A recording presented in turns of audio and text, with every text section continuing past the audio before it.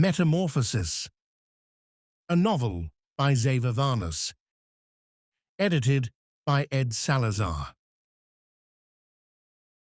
Every human retina is, in essence, a transparent mirror. Thus, when we gaze upon the world through our eyes, we perceive not merely the external world as it shines through this diaphanous surface, but also the inner reflection of our own souls.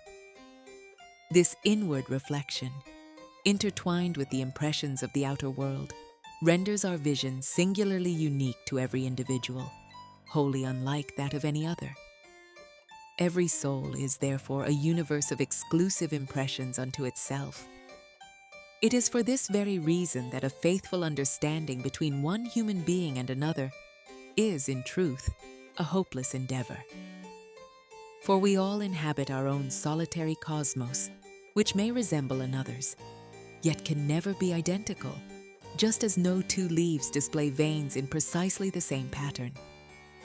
For the sake of social harmony, we affect politeness and play at civility. Yet deep down, we know with a secret dread that for this very reason, each of us resides hopelessly alone in our own existence.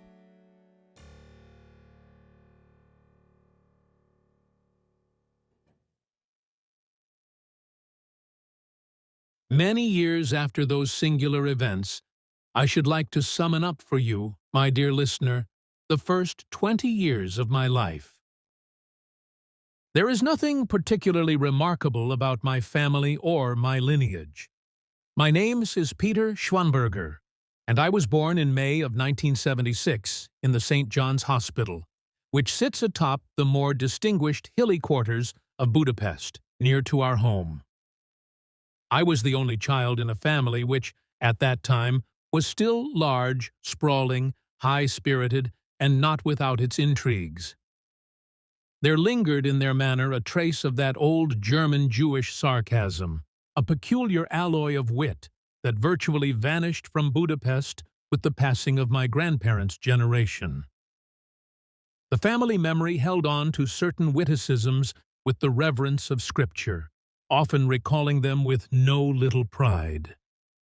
One such line belonged to a conversation from the 1930s between my great-grandparents when they were in West Hungary. They were speaking of what the future might yet hold for them in their advancing years, when my great-grandmother suddenly declared, "My dear, should either one of us die, I shall at once move in with my sister in Budapest." In this bon mot there hovered the same bitter irony that so singularly characterized the subdued sunset conversations of Budapest's intellectual clientele at the steam baths during the 1930s. Few things were so emblematic of the Hungarian capital at that time as the bittersweet, gently condescending, and wittily sardonic peculiarities of the urbane bourgeoisie who had survived the First World War and the 1918 Spanish flu. My father, for his part, was born in Budapest. According to my paternal grandmother, a woman who led the sort of life that involved herself, with equal enthusiasm, in every soup and social circle, he was delivered in the very same hospital room in which the iconic Hungarian poet Kosztolány had died 1936. This, of course, was almost certainly untrue, but my grandmother had a fondness for fabricating legends in the interest of preserving familial cohesion. She was, as she would say, a great observer of signs, and took pleasure in mysticism, though only in the manner of a respectable Budapest gentlewoman, well supplied with afternoon tea and the novels of Sándor Márai. Beneath our flat on 7 Chestnut Trees Street lived an elderly spiritualist woman, a certain Mrs. Fröhlich. It was to her that my grandmother would descend, in the company of a handful of similarly hysteria-prone companions, to summon spirits and make tables dance. Mrs. Fröhlich was, quite simply, mad. Or rather, she played at madness so artfully that no one could quite tell where the pretense ended and the genuine insanity began. My grandmother, for her part, pretended not to notice the affectation, and behaved as though she believed every word the woman said. Perhaps she did believe part of it. More likely, she too was engaged in performance, exaggerating her credulity to match Mrs. Fröhlich's madness. Between the two of them, they led their more limited companions on an elaborate charade. These poor souls were more than willing to believe anything that might briefly release them from the dull, upholstered constraints of downtown bourgeois life. Perhaps this play of illusion and delusion was best summed up by my grandfather's favorite Churchillian remark. Many boast of knowing the Prince of Wales personally, and in most cases this is, of course, untrue. But are we to infer from the falsehoods of these individuals that the Prince of Wales does not exist? I must have been about 6 when we stopped by Mrs. Fröhlich's one evening to collect a Madeleine cake mold. Standing in the small flat, crammed with furniture as if overladen with ancient coffins, the old woman launched into one of her mystical ramblings. Mid-sentence, she suddenly fixed her gaze on a massive wardrobe, stacked high with bric-a-brac, and asked my grandmother, "Did you push that there?" Needless to say, the wardrobe had stood in precisely that spot since time immemorial. And yet, by nightfall, the tale was already making its rounds, that its position had been shifted by the spirit of Uncle Gustav, a long-deceased great-uncle who had died sometime in the 1930s. There was something admirably democratic about these séances. They did not call up the spirits of Cicero or Napoleon, nor any hero of ancient lore, but only such half-forgotten relations and acquaintances as had scarcely played any role in their lives when living. The spectral shifting of the wardrobe by dear old Uncle Gustav was, henceforth, accepted as fact. I shall never forget the look of deep disapproval my grandmother gave when her daughter-in-law, my mother, with her unfashionable rationalism, dared to ask why Uncle Gustav, who, in the 1920s, had worked as a chiropodist at St. Margaret's Hospital and had died before the decade was out, would take it upon himself, in the year 1982, to rearrange the furniture in a flat belonging to a woman he had never once met. Relations between my mother and grandmother had always been rather strained. My mother was born in what is now Slovakia, in a small village near Lojčau, once part of historic Upper Hungary. After the region was severed from Hungary, it was my maternal grandfather, a baker by trade, who, following the Second World War, relocated the family southwards to Hungary. They were poor, and when my grandfather died not long after, my mother and her 3 siblings were left in the care of my grandmother, a saintly woman who spent her days in prayer at the synagogue and who, incapable even of doing her own shopping, was woefully unequipped for the practicalities of raising 4 children. In time, wealthier relatives stepped in. My mother was taken in by a well-to-do uncle, a physician who lived on a farmstead outside Szeged, and it was there she was raised. A gifted student, she would go on to study medicine at the Medical University of Szeged, where she distinguished herself as one of the most promising young women of her class. Yet, for all her accomplishments, my paternal grandmother regarded her as nothing more than a provincial peasant girl. In those days, the upper-middle-class ladies of Budapest did not mince words. If a woman came from the countryside and had not, at the very least, been born in the palace of Prince Esterházy, she was deemed a peasant, and addressed accordingly in the lofty tones of a 1930s bourgeois film, with that peculiar condescension that cloaked itself in benevolence. One made liberal use of rustic expressions, usually misunderstood, and favored a manner of speech that seemed to parody aristocratic grace.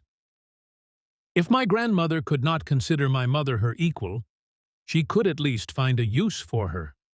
She tried to treat her much as, 40 years earlier, and with the same sort of verbal hauteur she had treated Anne, the country maid who had kept house for them up until the communist takeover of 1948. My mother, for her part, resisted as best she could. But hers was not an easy position.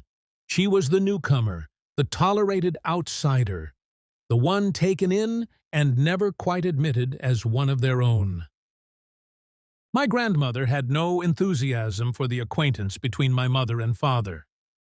It began, quite ironically, at the Hotel Intercontinental in Budapest in December of 1974. Owing to some clerical error, the hotel's grand ballroom had been double-booked. A lawyer's ball and a medical conference were booked for the very same evening.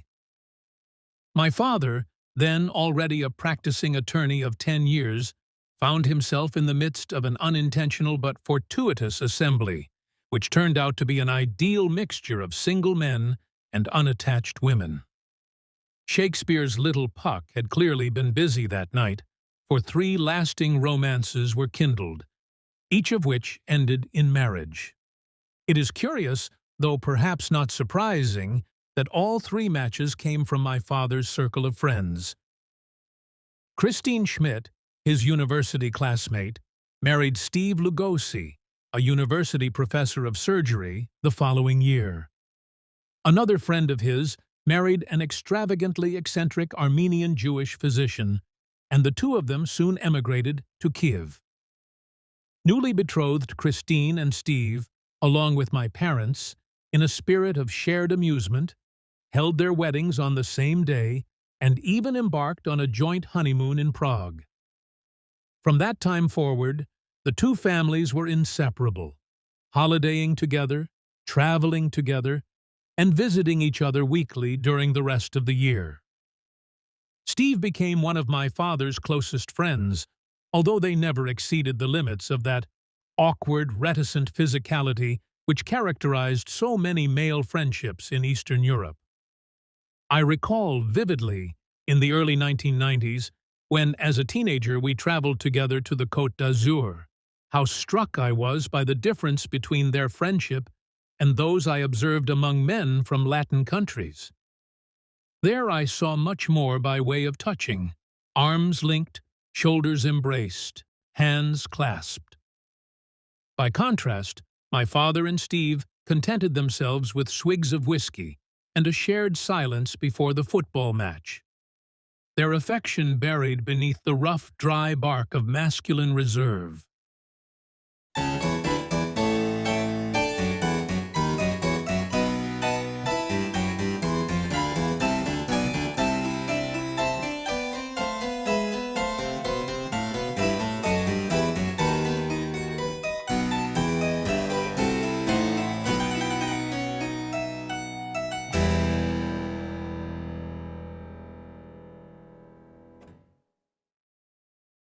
Not long after my birth, the Lugoses too had a child, Peter.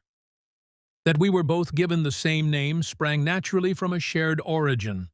Our parents had settled on it during their honeymoon in Prague, with Petra as the fallback alternative.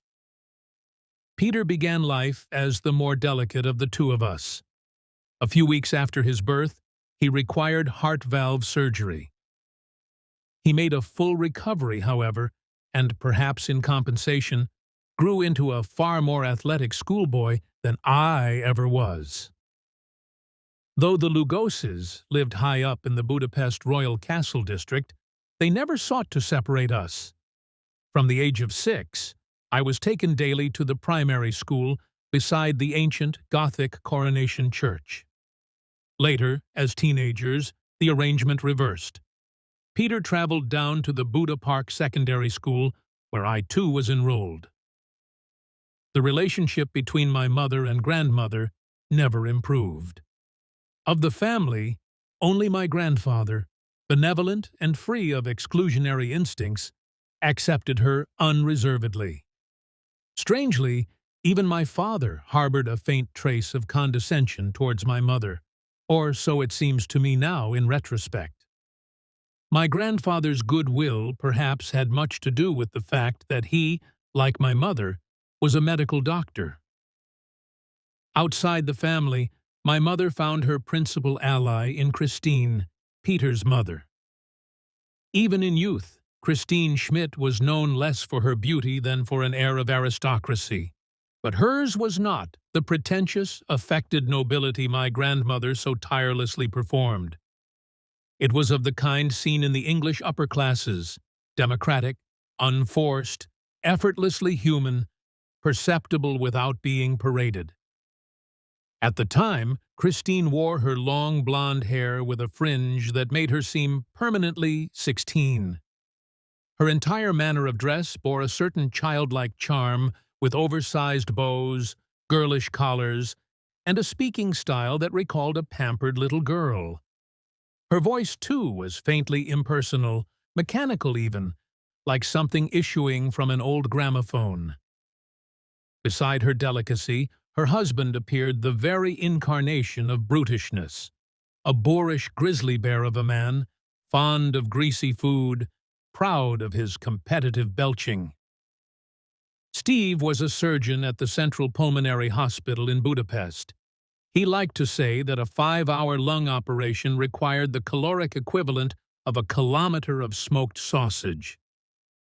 He loved his son, or rather the idea of the son he had hoped to fashion, as much as such a man could love someone so entirely unlike himself. Peter had become tall, lean, delicately muscled, the sort of young man women adored, his chief allure being the sheer suppleness of his nature, as if he might melt away at any moment. It made him divisive. Some were captivated by this very softness, others found it insufferable. Steve clearly could not comprehend his son's way of being. There were terrible rows between them, or, more accurately, he often erupted at Peter, determined to impose upon him the life he himself had failed to live. It seemed he had long ago sketched out every detail of Peter's path, and as it gradually became apparent that Peter, always with a kind smile, was nevertheless charting his own course, his father responded with desperate outbursts and tyrannical ultimatums. These altercations, though more a cascade of one-sided reproaches than actual quarrels, always ceased the moment Christine entered the room. She adored her son, likely not least because his otherness so sharply set him apart from the husband, for whom she could barely conceal her disdain. Yes, there was something shared between Peter and his mother, though not in equal degree. Even in childhood, they spoke to one another in hushed confidences, like secret lovers.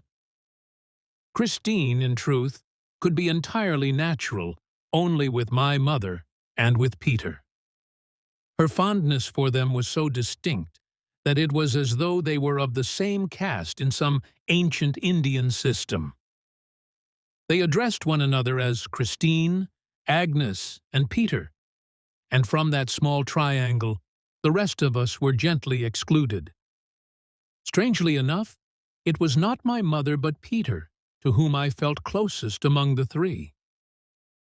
Perhaps I believed this because, for all its surface variety, the social world around us was little more than an uninspiring and monotonous human backdrop. Though each person spoke, dressed, idled, and amused themselves differently, they were merely different facets of the same narrow stratum, projections of the same weary milieu. There was, in all their gestures, a kind of primitive sovereignty. They were, one might say, endearing caricatures defined by the symptoms of the times, each bearing, in their own way, the imprint of a closed, turn-of-the-century Budapest, a world whose vintage air still clung to their very souls and settled upon their fates like dust. Peter, in contrast to others, was a sharply contoured individual, both physically as well as mentally and emotionally. There was nothing obvious about this to his parents, or to others for that matter. and yet he possessed a chameleon-like nature that allowed him to engage others seamlessly the very moment he encountered them. Peter only became truly compelling once he had disentangled himself from that social milieu which preoccupied Budapest's elegant castle district. And though I wrote earlier that my mother, Christine, and Peter formed a kind of closed coterie, it is important to note that even the two women were not Peter's equals. Unlike others, whose crude instincts dimly registered Peter's difference and responded with the aggression of the uncomprehending, they were aware of his otherness, and I do not think I exaggerate when I say, of his superiority. Early on, Peter behaved towards me as though he were my elder brother, though I was in fact older by several weeks. This did not stem merely from his more developed physique, nor solely from that remarkable command of substance with which, even in his youngest years, he handled the world's phenomena and relationships. It owed as much to my own instinctive submission, something that, to me, felt as natural as breathing. That reverence which is due to true superiority, and his dignified acceptance of it, became the foundation of an intimate and inward bond between us, a bond which any alteration could only have harmed. Was I in love with him? Not in the way I looked upon girls, whose touch I relished, whose bodies radiated a strange, intoxicating, and yet alien allure. Peter was the object of my admiration. In my environment, all true standards were lacking. At that time, it was the jolly, corpulent members of the petite bourgeoisie who wore the armor of heroes, believing, it seemed, that armor was an heirloom to be passed down like an old overcoat. But no. Sometimes men were heroes born for armor. Otherwise, it was nothing but masquerade, museum clothing that rendered the illegitimate wearer absurd. I do not wish to disparage my family. They did, after all, everything they believed necessary for me. But can one in good conscience bring a child into the world if one cannot ensure that genuine role models will be there to greet him? Not dim-witted saints mumbling litanies in their own filth, not clerical enemies of life, but pilots, ferrymen, who guide us to live, to grow as we come of age, who give us the necessary and healthy proportion of truth and falsehood, the intoxicating rapture of parting from youth, the exaltation of the aging body, and, at last, that final moment, the moment of death. Peter was all this for me. I do not know where he acquired his knowledge, nor how he always managed to remain just a little ahead of me, such that I still felt the joy of discovery, even as I sensed the composed assurance of that which was already known. It was as though he had walked this path many times before, but the intervals between his journeys had been so great that into each had seeped the ever-renewed delight of rediscovery, like a new gift unwrapped anew each Christmas. And perhaps he took pleasure in walking ahead, not ahead of others, but ahead of me. From our earliest childhood, he did good for me, with something approaching relish. He routinely exceeded the bounds. I received more from him than I could ever repay, and for that, I both adored him and hated him. Once, perhaps in the third year of primary school, as we were leaving the building, he noticed that my shoelace had come undone. In a moment, he was on his knees in the street, tying it for me. He did not humiliate me before others. We were alone. But he rendered me ridiculous in my own eyes, like the Pope washing feet. I knew then that I was nothing beside him, and that no matter how I might grow, the distance between us would remain unchanged.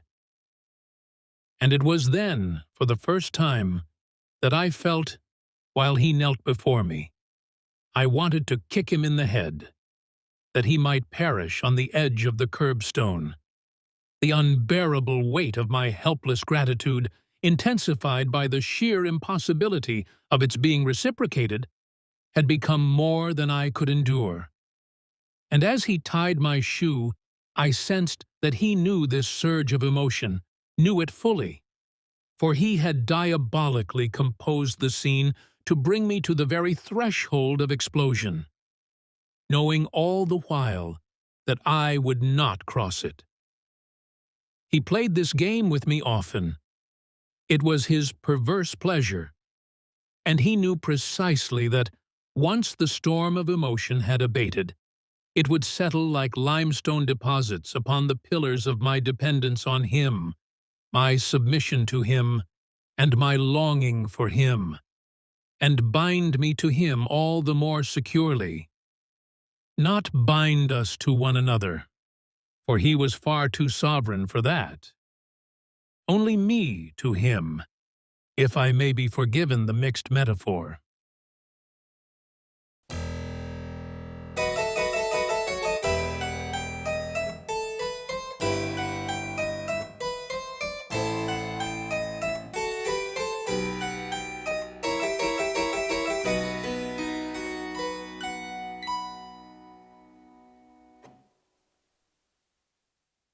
The schools we attended differed little, if at all, from those deemed more or less elite among the institutions of Budapest, perhaps only in their atmosphere, shaped as it was by the character of their surrounding districts. I found it singularly impressive that I went each day to school within the royal castle precincts. I had always cherished that part of the city. I held no particular reverence for the last 600 years of Hungarian history, nor could I comprehend why we were made to commemorate so many defeats, so many executions, so many failed revolutions. There is no other nation, surely, that so voluptuously arranges feasts of mourning from the ruins of its own disasters. And yet, the memory and stonework of the Renaissance past of the royal castle exerted an irresistible pull. The final glorious age of our nation. I have always felt that had I ever truly belonged to a time, it would have been then. I might have been a court poet or a courtesan in the court of King Matthias Corvinus, stealing out at night to the marble fountains nestled in the tight squares, privy to the secrets of the small Gothic palaces hidden along the darkened alleys. After school, I would often wander along Patrician Street, taking my place in the stone alcoves beneath the gates, where, deeper within the courtyards, nature in her unruly lushness overran the decaying medieval masonry with unrepentant abandon. Then, too, my favorite poet was Costellani, and I knew he had once lived in the shadow of this castle. Every afternoon I would steal into one of those small, secret Renaissance gardens from which the sound of a harpsichord drifted out through an ivy-clad medieval stone window. And there, in a half-whisper, I read aloud to myself my most beloved poem, Dawn Intoxication. I would tell you this. I hope it won't bore you. Last night I stopped working at 3 and went to bed. But the machine in the mind was rattling on, and though I tried to sleep, all I managed was tossing and turning furiously instead. Yet I went on with drugs invoking, calling out to sleep to come, imploring, counting up to 100. No use. With 100 eyes, the words I had written gazed at me, and the toxin of 40 cigarettes were working in me, as well as other things. The dark cafes. Everything. So I got up, shrugging my shoulders, pacing up and down in nightgown in my room. Around me, the family nest with the honey of dreams on their lips, they had gone to rest. And so, shuffling, tumbling like a drunk on the front window, I happened to look out. Hold on. How should I begin? How can I explain? You know my home, the site. And if you recall my bedroom, will remember how deserted the street is there at that time of the night. Through the window, you can look into open flats. Felled and blind, the people horizontally lie in their beds, with eyes turned up into the mist of their minds, since the amnesia of everyday existence covers them up, like blankets. Their shoes and dresses lie next to them, and they are closed up in a box, which they beautify when awake dreaming. But, I can tell you, when you just look at them, every flat is like a cage. An alarm clock pulses through the silence, limping, then giving a sudden buzz to the sleeper, saying, "Wake up to reality."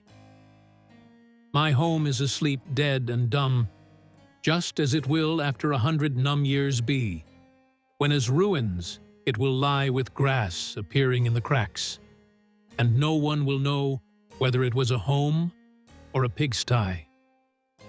But up there, my friend, up there the radiant sky, some clean and pure and grand symmetry, trembling yet firm like loyalty.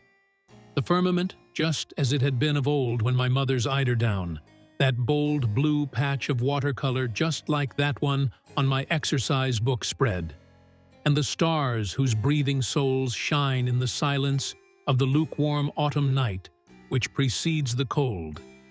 It were they, the stars, who yonder and from afar gazed at Hannibal's army, and now are gazing at me, dropped down and standing there in a nightgown and a vest by a window of a home in Budapest. I don't know what happened to me at the moment, but it seemed a pair of wings fluttered above me, and something I had long buried, my childhood, was bending down towards me. For such a long time was I gazing at the marvels of the sky that it turned red on the eastern horizon, and the wind made the stars swing in the firmament, and an immense shaft of light flared up in the distance. The gates of a heavenly hall flung open, torches were lighted all around. Something flickered. The guests were dispersing in the deep, half-lit shadows of the dawn. The portico still swam in brightness, and standing on the steps, a grand lord, the glorious giant of the ball, was bidding farewell. Shuffling of feet, timid impatience of ringing bells, quiet whispers of ladies were heard. The party was over, and the doormen were shouting for carriage and coach. A lace veil was seen to descend from the distance like a net of diamonds on a brilliant blue opera cloak that a dear and beautiful dame would wear with a diadem which is covered with the light of peace. Or was it an angel with an immaculate hand putting his crown on his head, and silently, like a dream, gliding into a swaying carriage, and with a smile driving away amidst sparkling hooves of hundreds of horses and showers of silvery confetti on the torchlit Milky Way?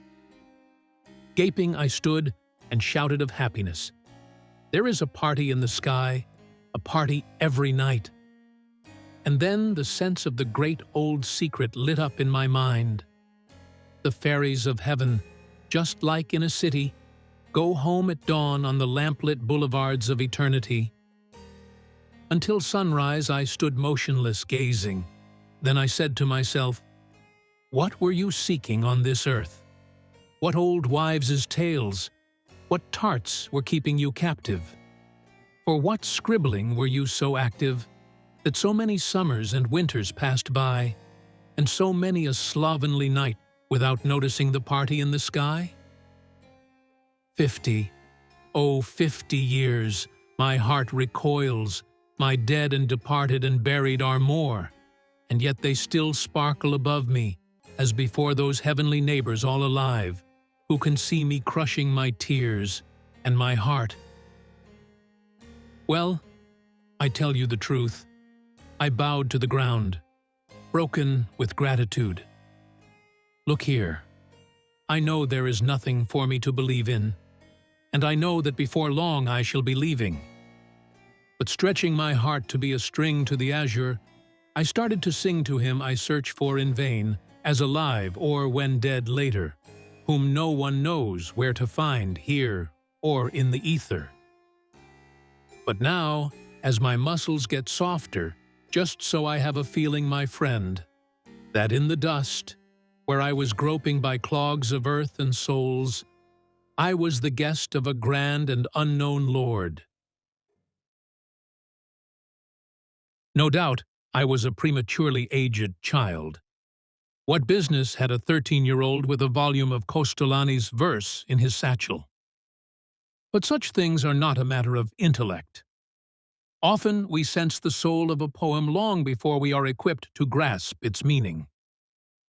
My devotion to Kostolany came, at least in official terms, from my paternal grandmother. As a child, she took me each week to his grave in Plot 42 of the National Pantheon. It was not the poet, but the man, who left his impression upon her. One Sunday morning, early in the 1930s, they happened to meet at the Rooseworm Café opposite the Coronation Church. She had with her, quite by chance, a copy of Kostolany's collected verse, bought the day before. She approached him and asked for his autograph. Kostolany, so she would recount, looked her over with a kind, if severe, appraisal, and then, drawing from his pocket a pen, "It was a Waterman, with green ink," she always added with portentous pride, and inscribed on the first page, "Write? For free? Kostolany." That book became a family relic, and I believe the peculiar mythology that binds my father's birth chamber to Kostolany's death room springs from that fevered coincidence. My father and I once managed to determine the exact location of Kostolany's private library. A photograph survived showing the poet standing at a window of the house on Logody Street, the gray stone flank of the royal castle visible behind him. From the shape and sequence of the stones, we had identified the precise spot where the window of that house, later destroyed in the Second World War, had been. My father shared my delight at the discovery, but for me, it became nothing less than a portal to paradise. He had seen, I think, the depth of my attraction to poetry, and I feel this drew him even closer to me, for he recognized in me the unabashed persistence of that fanaticism for the beauty of philosophical thought that I had inherited from him, but which he himself had never dared confess openly amid the suffocating petit bourgeois circle in which he lived. I cherished our long walks together. Once, when I was sick for months with inflamed tonsils, we would take daily strolls through the late autumn parks of Buda, and sometimes cross over into Pest to visit the National Pantheon. There I walked beside him, proud in my first pair of leather gloves, the cool silk lining of which made me feel, whenever I slid my hand inside, like a chosen member of some spiritual aristocracy. Yes, I had my share of snobbery. Who hasn't? But as I now see it, without snobs, the arts would not have survived the hard times. A snob is someone who is ever striving to better himself, and as he grows, so does society. A snob has never wished harm upon anyone. My father was a quiet and forbearing man. Most people mistook his silence for sympathy and claimed him as their friend. His human mirror was well silvered, yet curiously distorting. It showed each man the image he wished to see, and returned to him the validation he sought. It was thus with his friendship with Steve. Was my father a man without character? No. I might call him so had he merely reflected his surroundings, but his conduct bore a singular trait. His mirror remained undistorted only for the one who stood directly before it. To the one who observed from the side, the deception was plain. The faint yet acquiescent Petronian irony with which the man in the mirror was granted, in the eyes of others, revealed a pair of asinine ears. My soft-spoken father never once let Steve, that brash, vulgar, unfeeling man, perceive his unease in his company. Yet anyone with a careful eye could have seen it. In my father, loyalty was a stronger force than reason. The time he spent beside someone he saw as an investment, and thus he would persevere beside them even after it became clear his judgment had failed. He sat tight-lipped beside his treasure, bricked into the wrong wall, while he, too, gradually twisted out of true. For no man may endlessly inhabit roles foreign to both his spirit and his flesh without cost. He cared not for football, nor did he delight in gluttony or carousal. He merely feared solitude more, and believed the renunciation of self a modest price to pay for its avoidance. He took refuge in his hobbies. Photography was his passion, and he converted a long disused pantry in our flat into a dark room and makeshift laboratory. Photography gave him legal leave to emigrate from the world for several hours each day. He photographed gnarled tree trunks, ancient cemetery crosses, the faces of old men, forever in search of the memory of the dead. As a lawyer, he did quiet, meticulous work. He loathed trials and confrontation. Drafting wills suited him perfectly. It was the ideal occupation for his temperament. The elderly Jewish ladies of the city adored him, trusted him, knew he too was of Jewish descent, and placed their affairs in his hands, their property transfers, their deeds of gift. From this, if not luxuriously, we lived well enough. My mother was a determined provincial girl. She was always making plans, always altering her surroundings, always striving for something better. But she also knew the bounds of her dreams. From the threadbare poverty of the countryside, she aspired to a life of respectable middle-class comfort. She wanted nothing grand, a tidy, self-sufficient home, a measure of security, and a degree of public respectability. She was terrified of standing out, of departing from the norm. Yet inwardly, she admired those who did. It was not that she suppressed her striving for an individual voice because she found it distasteful. On the contrary, she took secret delight in all that was strange and unfamiliar. But she feared that any dalliance with the world beyond her hard-won stability might bring it all crashing down. Still, she could not quite do without it.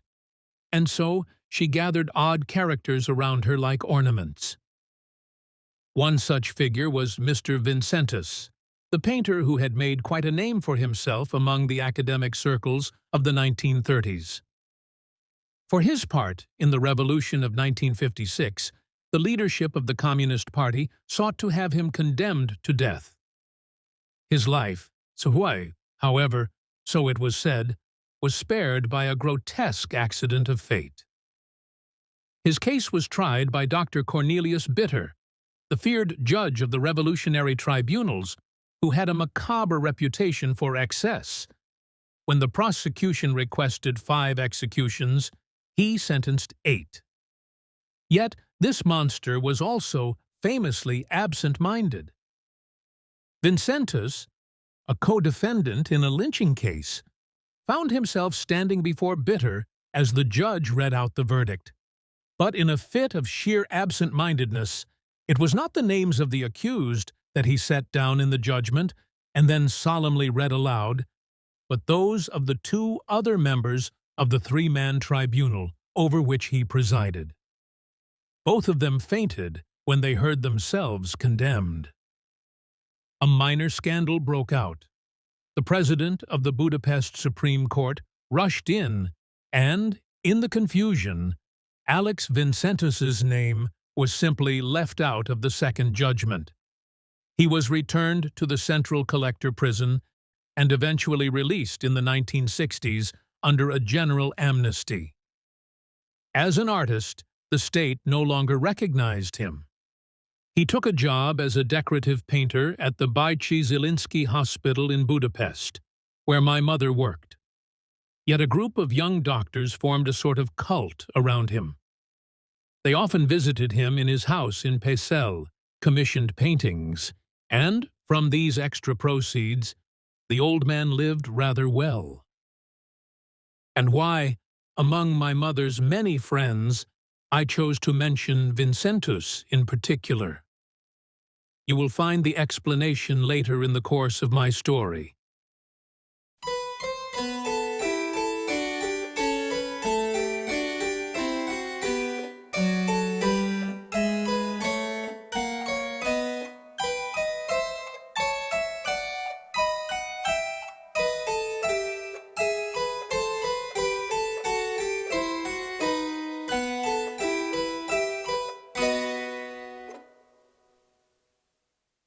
High school altered my friendship with Peter, ever so slightly, yet irrevocably.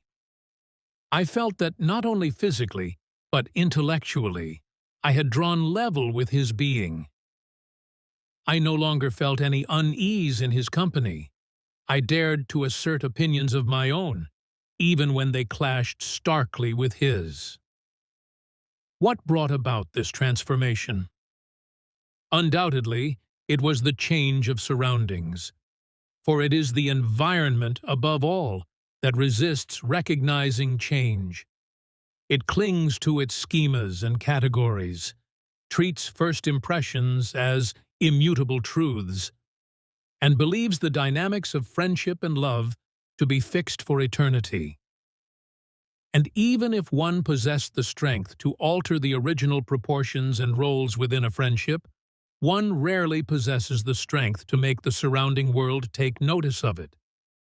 That is why so much can be gained, or, more rarely, lost, when a well-worn relationship is cast into a transformed environment. At the Buda Park High School, I chose English language as my specialty. Peter continued with French. My English teacher, Christopher, was a well-tailored man in his 50s. From London. His manner towards us was so markedly different from that of the other teachers that his mere presence served as a quiet reminder, regime change or no regime change, that our country would not become a true part of Europe. The Europe that sent us faint signals through the novels of Günter Grass, the music of Queen, and the person of Christopher himself for generations to come. Incidentally, I had almost forgotten to mention that there had indeed been what one might call a regime change. My grandfather, when asked about the first free elections of our brand-new democracy, merely smiled and said, "When a man is resolved to take his own life, it makes precious little difference whether he places the pistol to his right or left temple." I hadn't felt particularly miserable in the waning years of communism, and didn't feel all that much better or worse now. A few things had changed. The communists had lost their power, and the Soviet Red Army withdrew from Hungary. One could do a little of everything. The laws became flexible. The police had given up on their petty harassment, and now slunk about the streets with a furtive air, as though they alone were to blame for the previous era. My father opened a law office of his own, and, when not occupied with the endless drafting of wills, he tried through his legal services to engage in new business ventures to edge closer to the dream world. In the January that followed, my physician grandfather died. He had taken ill in the street, but by the time the ambulance arrived, he was, reportedly, feeling better. The men who later shared his ward recalled how he had bounded up the hospital steps, 2 at a time, the nurses panting and lumbering behind him. That very day, an influenza outbreak was declared, and the hospital was placed under lockdown. No visitors allowed. 3 days later, we received a telegram informing us that he was dead. The post-mortem concluded that he had succumbed to advanced senile degeneration. But my father managed to coax the truth out of one of his fellow patients. Grandfather, it seemed, had repeatedly asked to go home, but they wouldn't let him. Then he tried to slip away, or at the very least, to telephone us. In the end, the doctor on duty had him strapped to his bed. He lay there for 2 days, moaning, struggling, and then, all at once, his limbs fell still. Only a handful of us stood at the graveside. The wind was cutting, the frost merciless. The Jewish cantor conducting the rites all but shivered with impatience to be done with the whole affair. It was then, amidst the ice and sung Kaddish, that I first sensed the slow disintegration of our family had begun.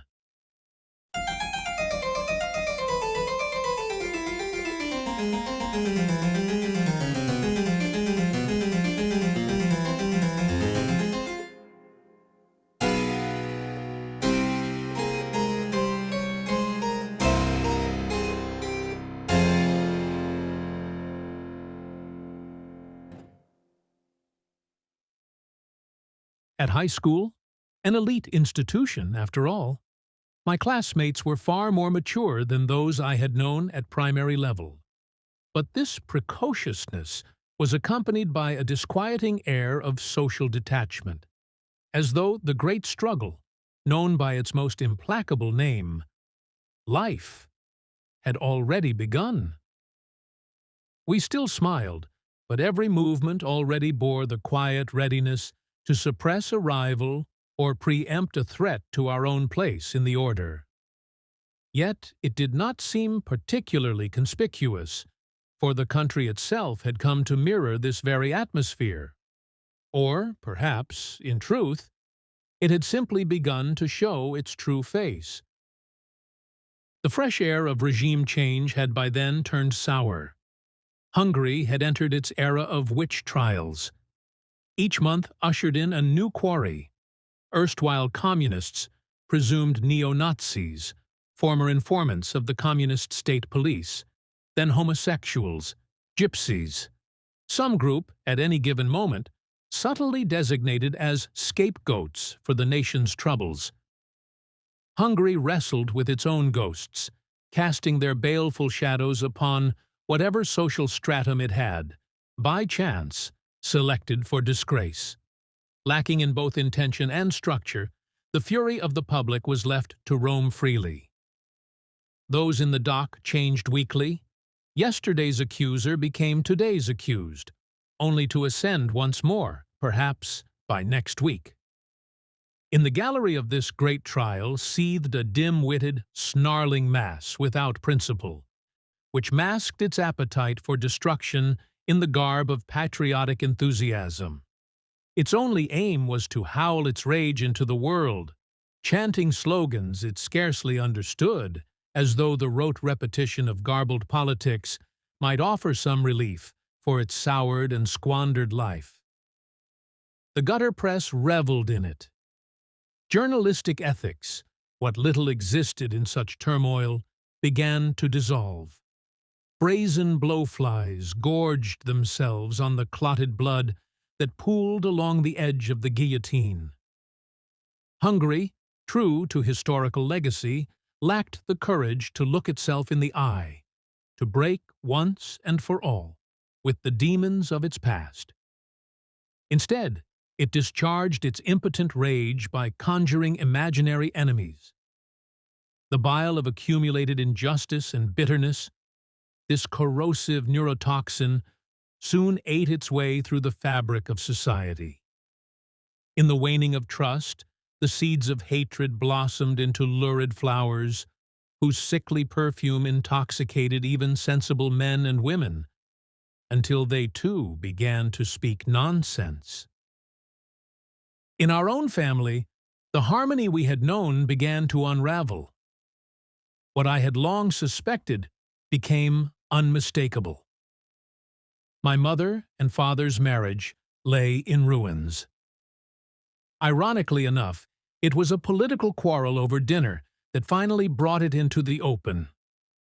How it came to be that my mother, with her staunchly leftist upbringing, veered sharply to the right, while my father, with his conservative background, drifted into liberalism, I could not say. As the slow dissolution of my family unfolded, societies came at a quicker pace. For most people in Hungary, political allegiance was not a matter of intellect or conviction. It bordered on the comic.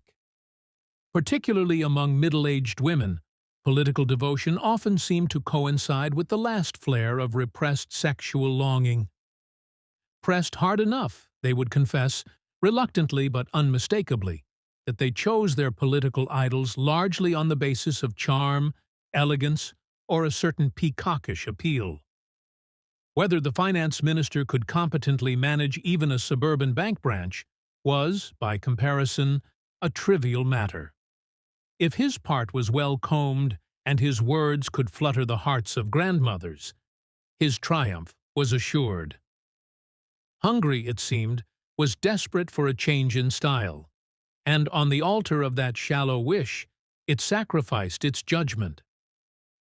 There was something oddly comic in the pretensions of the nouveau riche. Curiously, the return to the conservative order of the 1930s was most ardently championed not by the old aristocracy, but by those nouveaux riches whose ancestors had at best been rural laborers, and who, but for the sweeping political changes after the war, might still have been living in mud huts at the edge of some forgotten village. The real aristocrats were quieter, but no more elegant in bearing. A host of unknown writers, men no one had ever heard of, emerged from obscurity to announce, as their sole proof of existence, that if their preferred political outcome did not come to pass, they would prohibit any future performance or publication of their works. My father once wryly remarked, "It's like writing an open letter to the Times, stating that I refuse to accept the chair in jurisprudence at the University of Oxford. Of course, they've never offered it to me, but still, I refuse it."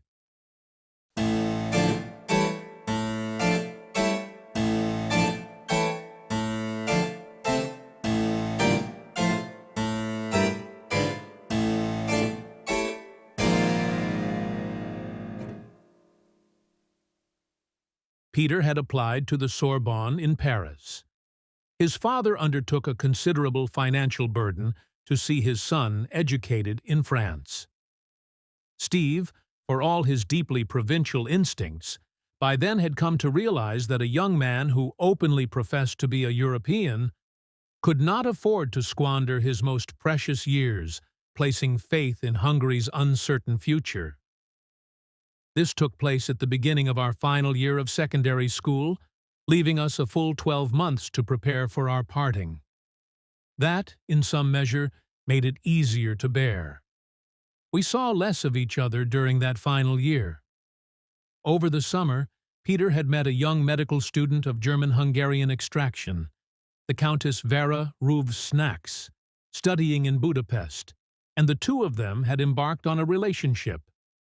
His first true affair of the heart. Vera, whom my father privately referred to with a smile as possessing the intellect of a corner shop assistant, was not particularly beautiful, but she had an undeniable knack for presenting herself in the best possible light. Her hair was cropped short, dyed and streaked blonde. Her figure was slight, her breasts small. She dressed with a kind of boyish understatement, and, if nothing else, one could certainly say she had progressive ideas. She adored the boy she imagined Peter to be, but she was not clever enough to perceive that the more intensely she pursued him, the more swiftly she depleted the fuel Peter had allotted to the affair. They made, I suppose, a handsome couple, but I, least of all, could see them as such. For even in our shared moments, Peter's confidential asides to me reinforced the private alliance between the two of us. Vera, however, was not one to yield easily. With resolute, at times aggressive intent, she attempted to claim Peter entirely for herself. And sensing, with feminine instinct, the ticking time bomb I represented within their union, she resorted to separate outings, private travels, and, on occasion, hysterical fits of weeping. Anything that might drive a wedge between us. By year's end, scandal erupted. Somehow, someone had learned, and had leaked to the press, that Peter's father had been a spy for the police under the previous regime. By then, Steve was director of a major hospital, and for days the newspapers reveled in his public shaming. Let it be said plainly, I had never much liked Steve. He was a superficial and blustering careerist. But to watch those now leap upon his head, who, professionally, could not hope to touch his shadow, to see the dregs of society wipe their filthy boots upon his prostrate moral corpse, to exercise, almost with legal sanction, their own sadism upon him, that was more than I could bear. At school, Peter became an object of wary avoidance. His long-standing popularity evaporated. A few days later, Vera, citing specious reasons, left him as well. My mother crossed daily to Christine's flat in an effort to console her. A week later, Peter's father attended evening mass at the Dominican church in Budapest.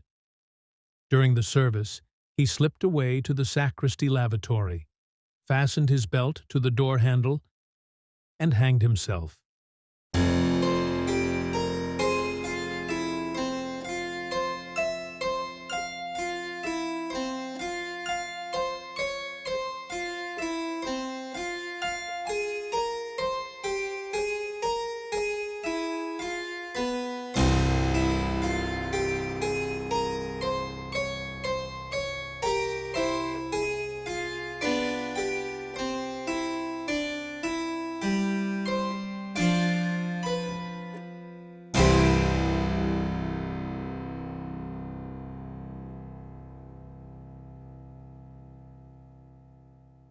Few came to the funeral.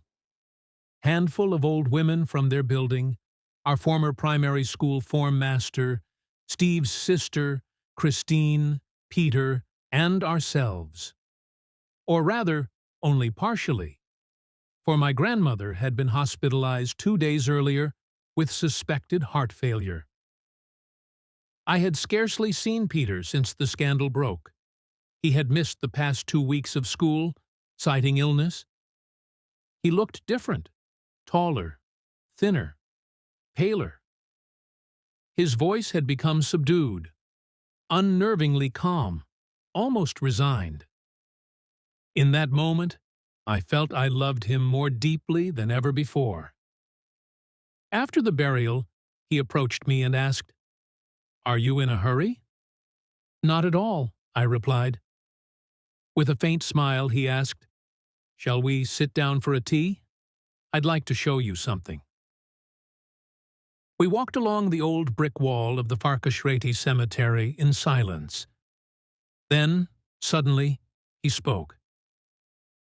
"You know what our favorite poet, Kostolany, said after attending the funeral of a friend's sister?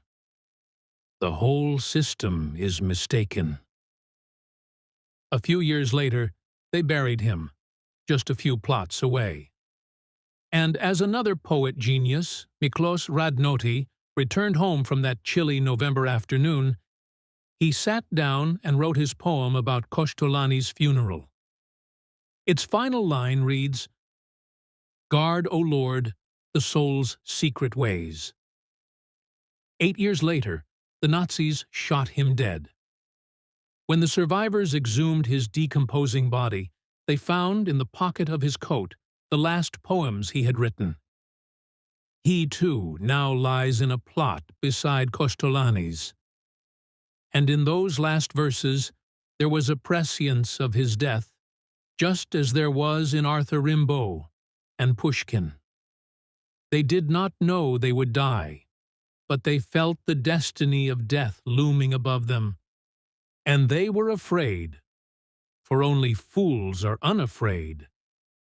And out of their fear, they wrote the superhuman poetry, just as Kosztolany did in the final 2 years of his life.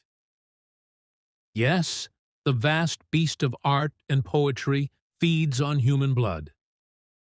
This great vampire sucks life from us and offers in return a sublimated essence. Not life, not solace, not healing, but the aurora borealis of eternal beauty. Art is the devil's byproduct, not the personal devil, but the one whose works we encounter day after day in this earthly wander, who drives man to cast off oneself and destroy his fellow. We went into a small tea room directly opposite the cemetery's main entrance. He drew a handwritten letter from his coat pocket and said, "This is my father's farewell letter. My mother won't even look at it. I don't want to keep it. It should be with you. You may read it. My dear Christine and Peter, by the time you read this, I shall probably no longer be alive. I want you to know you bear no responsibility whatsoever for my decision. In fact, no one does. Not even those who set this witch hunt in motion. One may only condemn society itself, if such condemnation were possible, for so warping the souls of those who dwell within it. Though we are all born innocent and, whatever our gifts, essentially clean, it exploits our weakness, our fear, our vulnerability, to fashion informants and executioners of us. I do not wish to diminish my own responsibility. I might have taken my life back then, when they blackmailed me, with something I never wish you to know, into signing that contract with the police. But I was a coward. Peter was still a child, and I believed in our marriage, in the future. But the future betrayed me. I've become a fat, repugnant old man. Our marriage is as cold as an iceberg. I am utterly alone. And alone, I can no longer endure the onslaught. I betrayed no one. I submitted a few empty reports, so dull, even a snail would have nodded off reading them. One more thing. I believed in communism. I believed it might grant us all a better future. I believed we had to be vigilant, for the enemy might rise among us. It never did. So, thankfully, I never had to betray a soul. Peter, I've deposited the full cost of 3 years' tuition in a bank account under your name. It's all I can do for you. I'm sorry I could not show you in any other way how much I loved you. You must understand.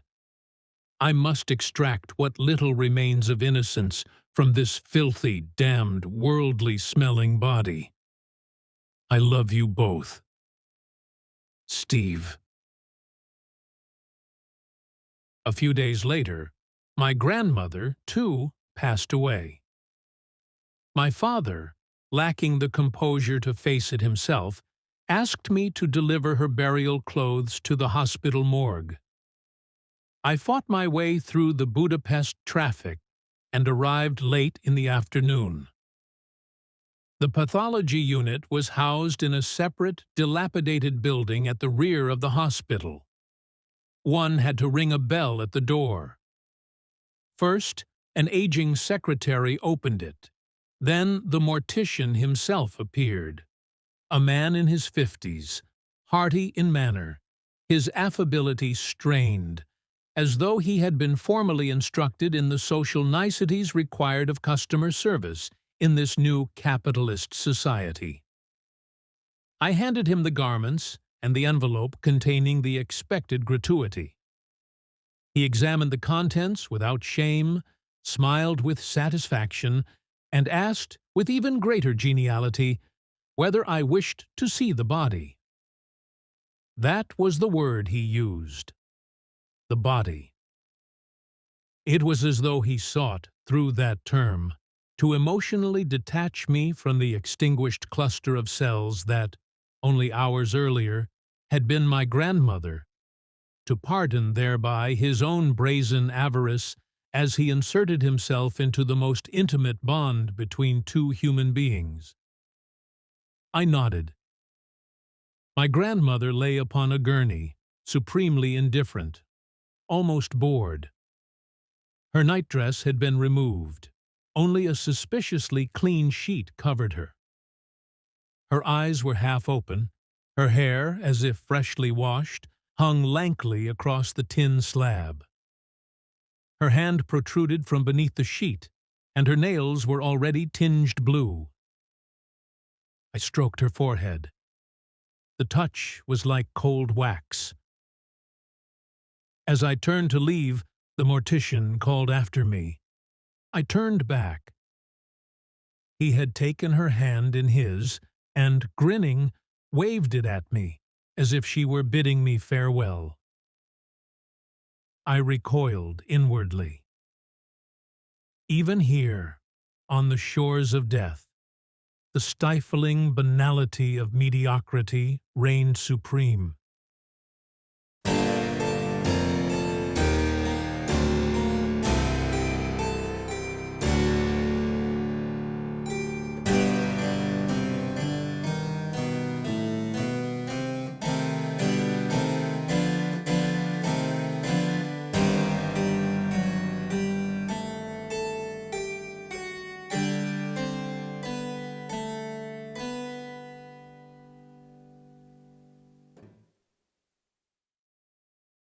Peter was officially accepted to the Sorbonne.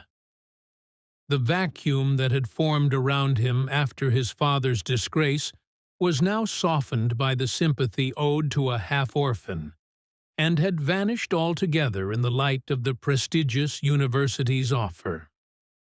Miracles, after all, last no longer than 3 days. In this, at least, Hungary remained consistent. In the meantime, we graduated. Of all our teachers, only Christopher invited the English section students out for a drink. We gathered at an Irish pub in Buda Park. Christopher, too, was taking his leave. After 6 years, he was returning to England. That evening was the first time I truly looked at this quiet and assured man. There was something of Anthony Hopkins in him, a poised melancholy, a half-smile held in check. His taciturnity reflected not resignation, but an inner order that had accepted the world without surrendering to it. He never raised his voice. He was, with everyone, relentlessly, indeed mercilessly, polite. And only by the drop in his tone and the green tinge at the tip of his nose could one detect his rare moments of anger. He wore his age with dignity. Not a single garment or gesture betrayed an incongruity with his natural stage in life. His modernity lay in refusing to mimic the mannerisms of the young, but rather in translating their language and codes into his own, and granting the privilege of friendship only to those capable of reciprocating. In response to one of our questions, he admitted, for we had heard whispers, that he was, in fact, a son of one of the more prominent English noble families. His father had released him from the obligations of the peerage for a few years, but now, with the old earl in decline, he was to assume responsibility for the family estate. When asked what life is like for the English aristocracy at century's end, he told us that their foremost duties were now philanthropy and the pursuit of real trades. That was why he had come to Hungary to teach. It was also, he said, a period of serious preparation for the stewardship of family holdings and the well-being of staff, many of whose grandparents had served the family before them. The English aristocrats, he added with a smile, have little use for new clothes or ostentatious cars. They prized books and instruments instead. Showy wealth is always the calling card of the nouveau riche. A true gentleman is best recognized by the fact that he is not recognized at all.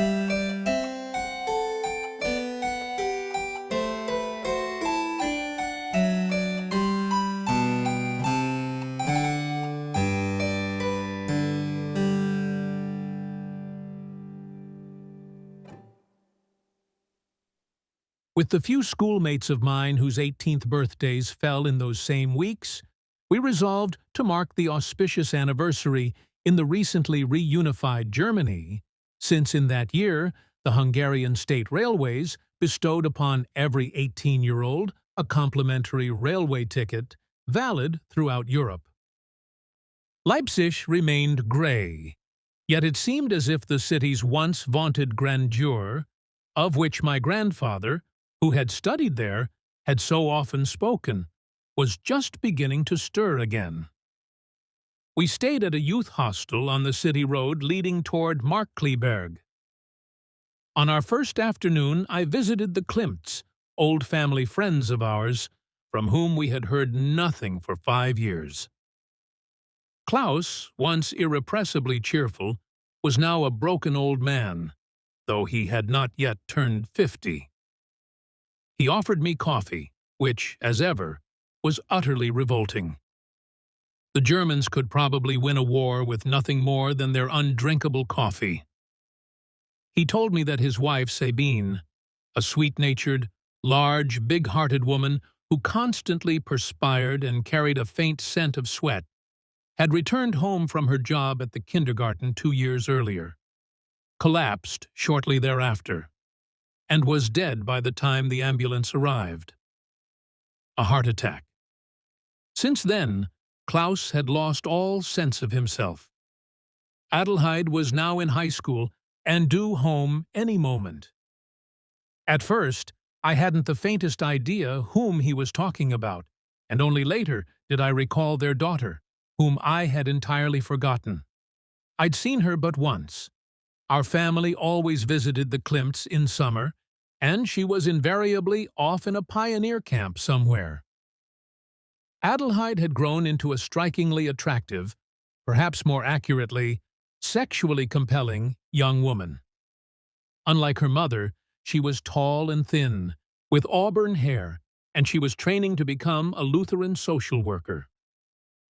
That afternoon we cycled to her mother's grave in the Rotha Cemetery. Curiously, in the former German Democratic Republic, it was the cemeteries that felt most welcoming, almost homely. There were some flowers on the grave, but more pebbles. "My mother was born a Jew," Adelheid said. That evening, we went into Leipzig. The Thomaskirche was hosting a concert by the St. Thomas Boy Choir and the Gewandhaus Orchestra. We slipped in. They were performing Bach's St. Matthew Passion. Unlike most of my generation, I had always been fond of classical music, even though my parents had never made the faintest effort to have me taught an instrument. But, in my case, it was not merely about the music. It was rather about clinging to a certain mood. My grandfather, in the evenings, would play his old vinyls, Mengelberg, Celibidache, Annie Fischer, Bruno Walter, sip weak coffee laced with French cognac, and recount tales of the musicians he had once heard perform live. But he never took me to a concert. He himself didn't go. I can't even recall whether I had ever attended one before, and if I had, it had left no impression. And so we sat in the front pews before the sanctuary in the Thomaskirche, looking directly at Bach's grave. And when the music began, Adelheid took my hand. I had never imagined that music could exert such power over me. 2 choirs and 2 orchestras separated and arrayed themselves upon the right and left balconies above us. The vast serpent began to coil, the terrifying basilisk stirred, and the choirs above us thundered in colossal blocks of sound, answering one another in stern counterpoint. The strange stone pillars rose to the very ceiling of the church. Candles burned before the singers. The lights caught upon the folds of their matching violet silk surplices. And just as I thought I might be torn asunder by the pain of it all, the small children's descant choir rose from the depths of the altar and sang. They intoned the chorale, "O Lamb of God, you take away the sins of the world. Have mercy on us." The same that my grandmother's converted Lutheran sister used to sing beside me in the village church when we visited. Their voices, innocent, crystalline, accusatory, pierced through the choral tornado raging beneath them like the scream of a wounded angel. I wept through the entire opening chorus.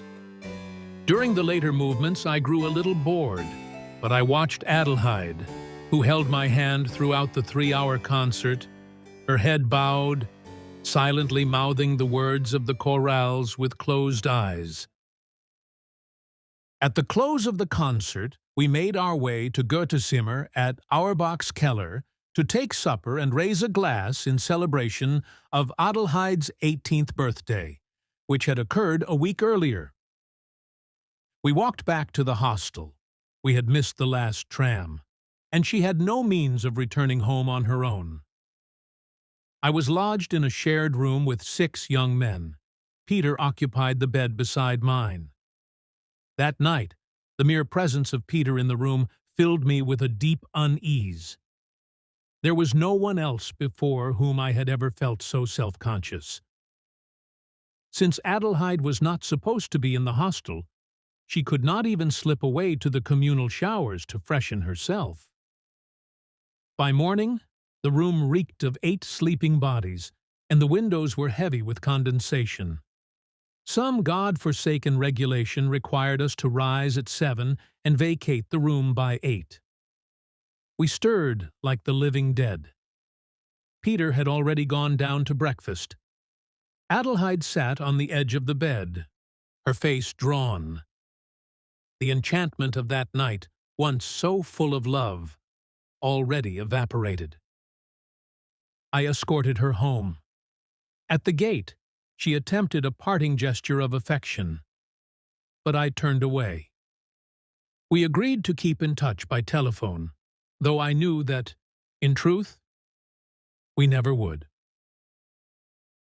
That afternoon, we traveled on to Berlin. We had nowhere to sleep and spent the night wandering the streets. Compared to Leipzig, the people in the newly reinstated capital were in a state of ecstatic delirium. That evening, a major international football match was on, The German team's colors were yellow and green. I had never seen anything like it before, nor have I since. Respectable gentlemen in suits, elegant ladies in hats, their faces all painted in garish yellow and green, behaving with perfect unself-conscious naturalness. It was overcast that evening, but by morning the sun was blazing. Peter and I boarded the U-Bahn and headed eastward. We wandered through the still GDR-gray Schönhauser Allee, and eventually strolled back to the Grossen Stern by way of the Brandenburg Gate. One earbud of my discman was in his ear, the other in mine. We were listening to U2. It was a marvelous morning. We sang softly, our heads bumped gently as we climbed the tower to the golden angel of the Victory Column, summoning the moods and moments we had experienced some months earlier, when we watched Wings of Desire at the Urania Cinema in Budapest. We were free, we were young, we felt the torrent of the times and the exultation of belonging to one another.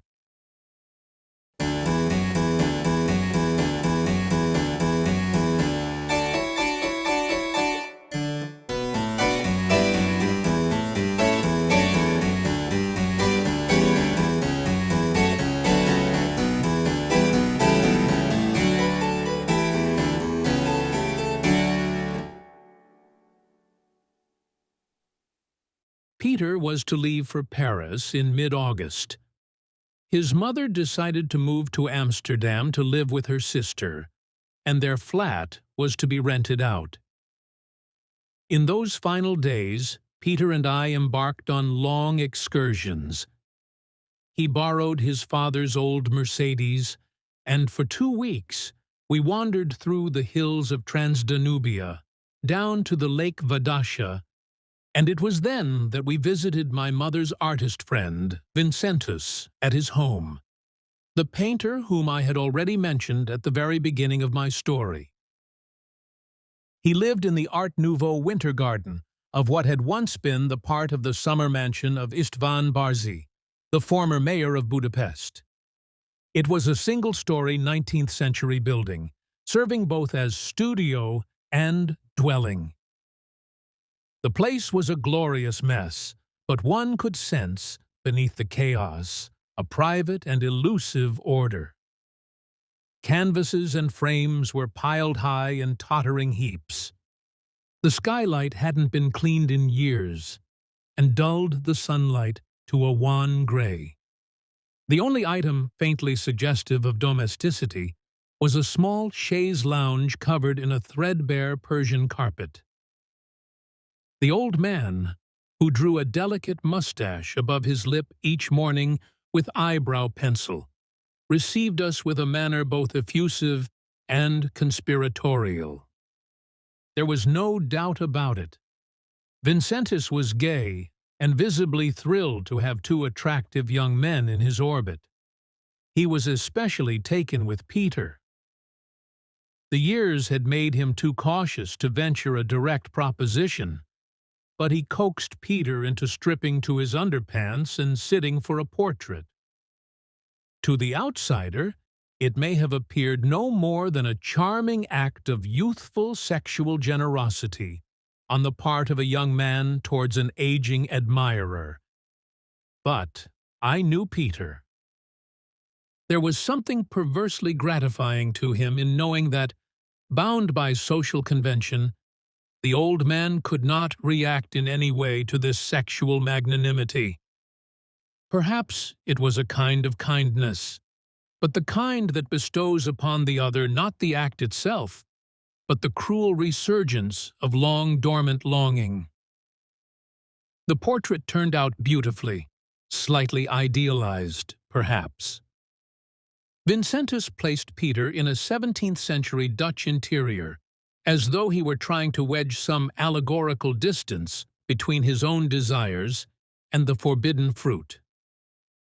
I could tell Vincentus was grateful for my presence, which ensured his pride remained intact.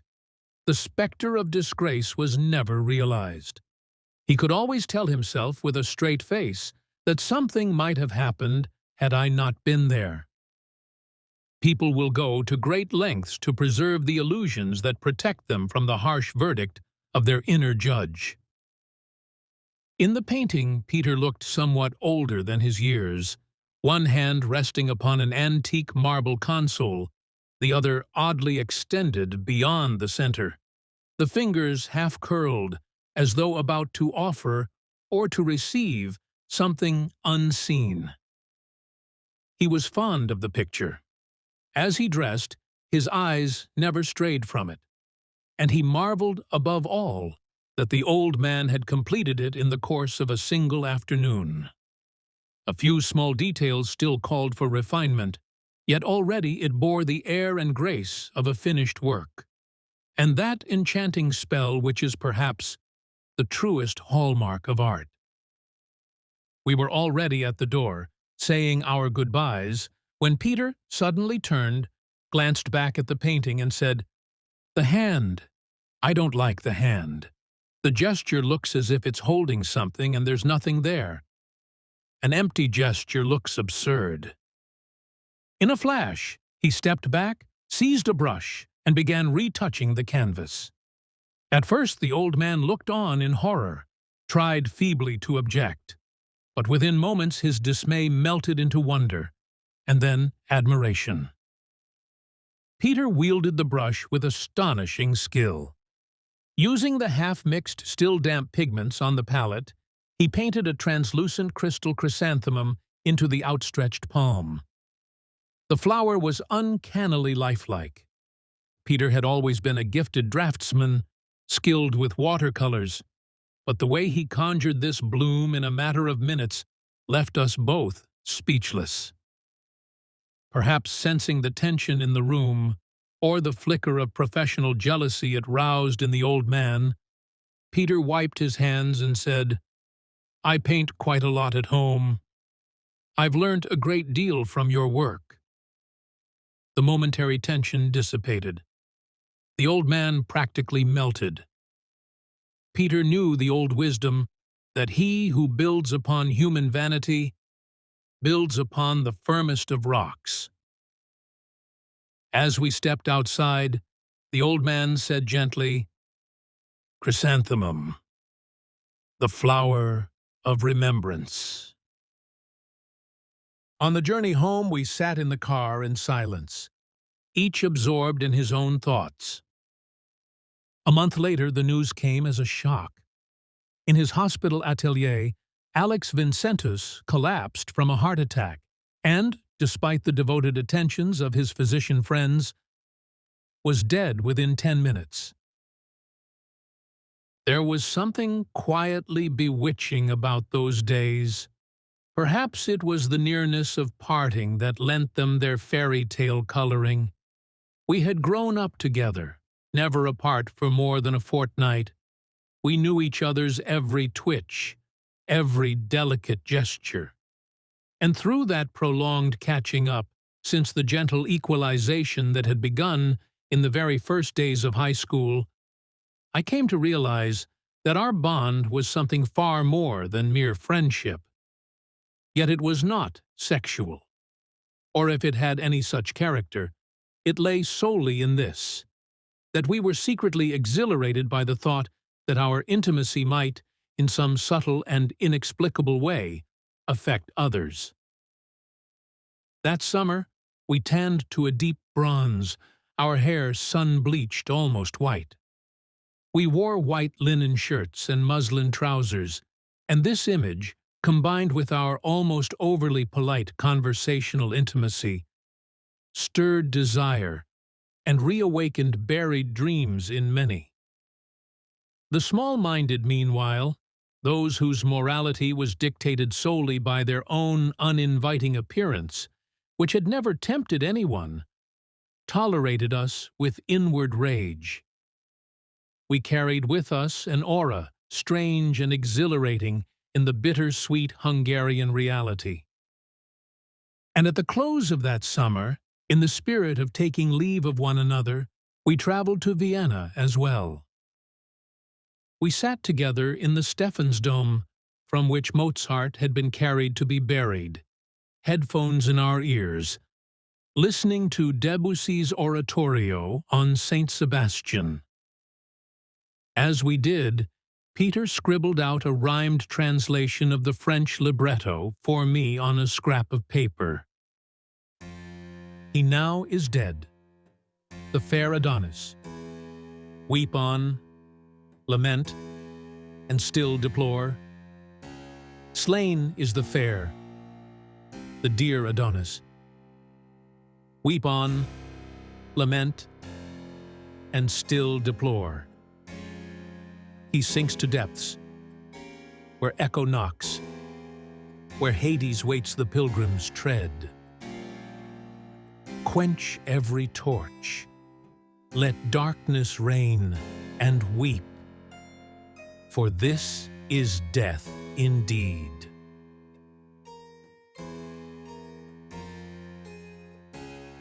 On the final evening, I visited Peter. He made a point of avoiding all seriousness that day. We passed the time gossiping and laughing about mutual acquaintances. When the moment of parting came, he said simply, "Well, so long." I stood dumbfounded. Is that it? His eyes filled with tears. "Look," he said, "I die a little with every farewell. And dying, it's no good. Please, let's not write to each other for half a year. It would only make things worse. Just know this. You are the most important person to me. So, goodbye." He almost pushed me out the door. Overjoyed by his unexpected confession, I scarcely noticed the sentence he had quietly imposed on our friendship. 6 months of silence. I was home by 10. The next day, I too was to leave for 2 weeks in Zagreb.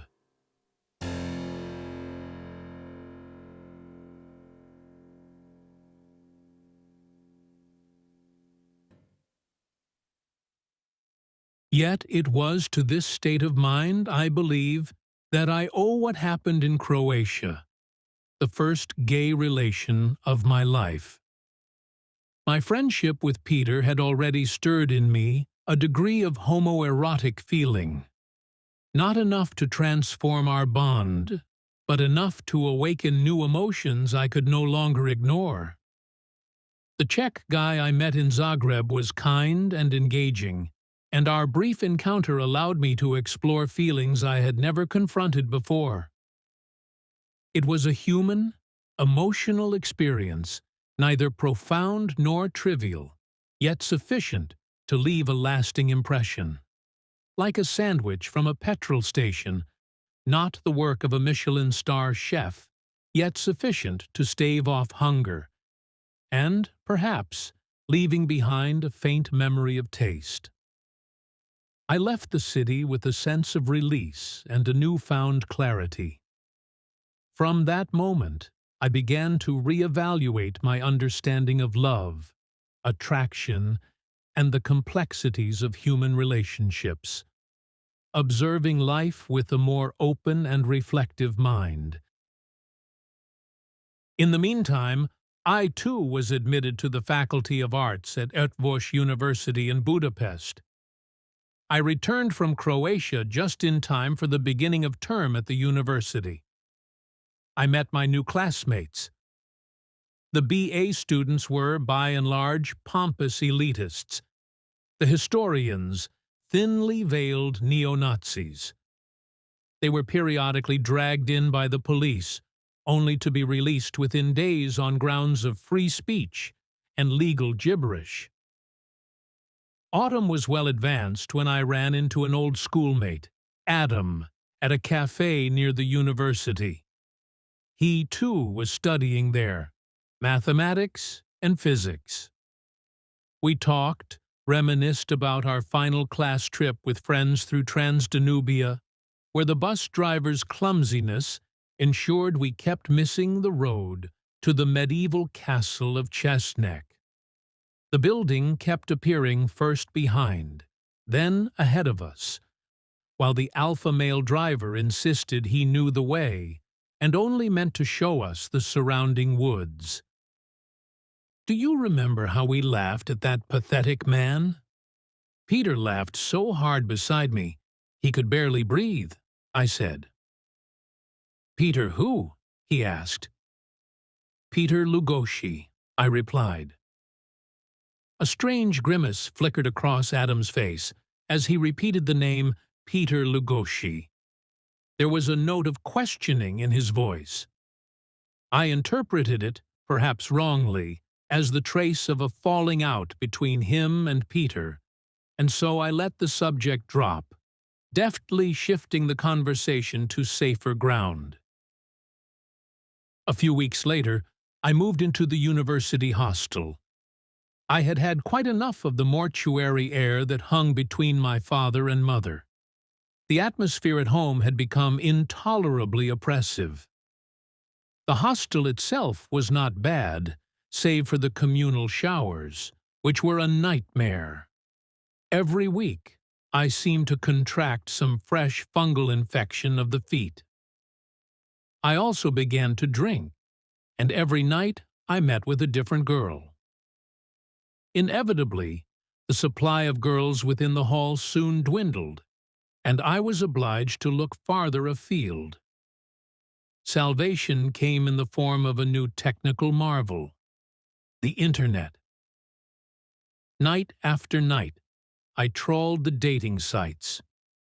My method was nothing more than a simple piece of charlatanry. From the first moment, I would speak to each new girl of deep, honest, monogamous love, and in their touching naivete, they believed my every word.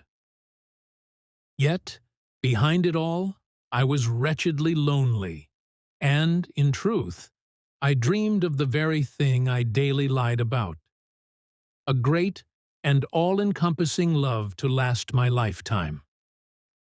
Peter's absence had been creeping up on me with stealth, but now that it had broken the surface, it began its work of terrible devastation. I started smoking cannabis, for it cast a gentle veil over the desolate landscapes of my feelings. I waited, with something like desperation, for the coming of someone who might save me from this plummeting plane. It was thus that I met Andy on the Internet, a 22-year-old girl from Budapest. She was preparing for her doctorate at the Catholic University. She came from a conservative bourgeois family and was training for a career in diplomacy. In those primitive days of the Internet, there was no possibility of video conversation, so she sent me a photograph of herself. She looked devastating. I sent her one of mine. She did not vanish thereafter, which seemed a promising sign. Strange, intoxicating days followed. Night after night, I would sit in the university's computer lab, and we would chat for hours. We agreed that we would first meet in person on the third-month anniversary of our acquaintance online. A week after our first exchange, we decided to telephone one another at night on the landline. In those days, hardly anyone possessed a mobile phone. She had a private landline in her room, and thus we could speak without her family's knowledge or interruption. I was falling for her with a kind of lunatic urgency. For 3 weeks we spoke every night. My entire university grant was consumed by the telephone bills.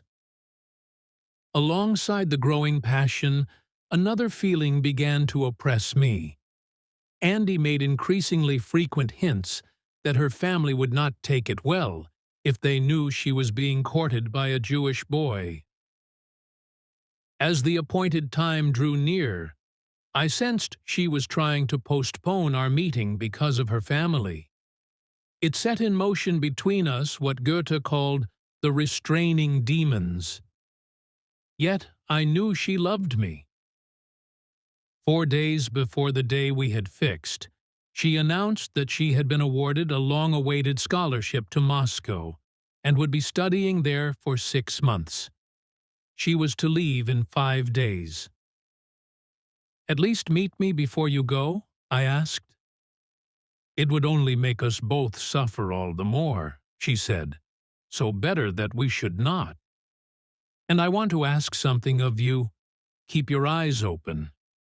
Perhaps these 6 months are meant as a trial, and that weak, unfounded decision of yours, that you love me, may in time be replaced by a verdict, final and irrevocable, that will bind you to me to the deepest layers of your being.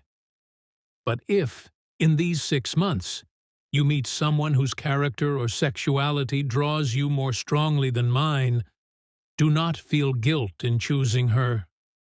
I shall remain your friend." She asked of me what Peter had asked before he left, that we should keep no contact for those 6 months. We telephoned one another for 2 more days. Our conversations were already more measured, more guarded, than those to which we had grown accustomed over the past weeks. Then, one evening we said our goodbyes, and the next morning she set off for Moscow. I did not keep my promise, but bad luck blocked my way. I went to the airport in the hope of speaking with her, if only for a minute, for the first time in my life in person. But on the airport expressway, 2 lorries collided. Traffic ground to a halt, and all I saw was her final wave, which she turned towards her parents before vanishing down the jetway. She was exquisite. Her mother and father walked past me as they left the terminal. The elegant, aging woman's eyes, although she had no idea who I was, seemed to look through me for a fleeting instant, with a look of indifference and estrangement. I must have cut a pitiful figure in those days, and the wreckage of my life was only thrown into sharper relief by the pitiless, hard, cold morning light. Perhaps that morning was the loneliest I have ever known. I went home to my mother, hoping the old mechanism might somehow revive, that her nearness might bring some easing of my pain. But the fact that she knew nothing of Andy, nothing of these months of pathological emotional overgrowth, of the strange and often contradictory processes that had long since determined my behavior, meant she could give no help by her presence. And yet, there was something in her nature, like a fault-correcting program, devised just for me. Throughout my life, whenever I had been confronted with a problem so intractable that even my own inner mechanisms could not mend it, she had been able, simply by her nearness, to give me aid. But that morning, even that failed. Weeks began to pass in a kind of zombie haze.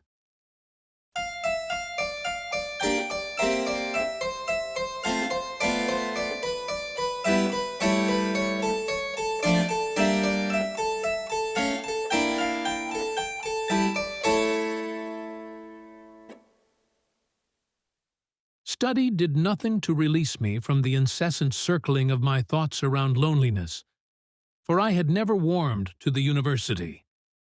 I had always imagined it would be rather like those English countryside universities one sees in British movies, where lectures were given to 6 or 8 of us by eccentric and dandified professors, where everyone behaved with the utmost courtesy to one another, where on sunny autumn afternoons I could stroll at length with my companions through the Victorian botanical gardens, and where we could converse in subdued and civilized tones about the theological notions of Pierre Abelard, or about quantum mechanics, or the problem of universals.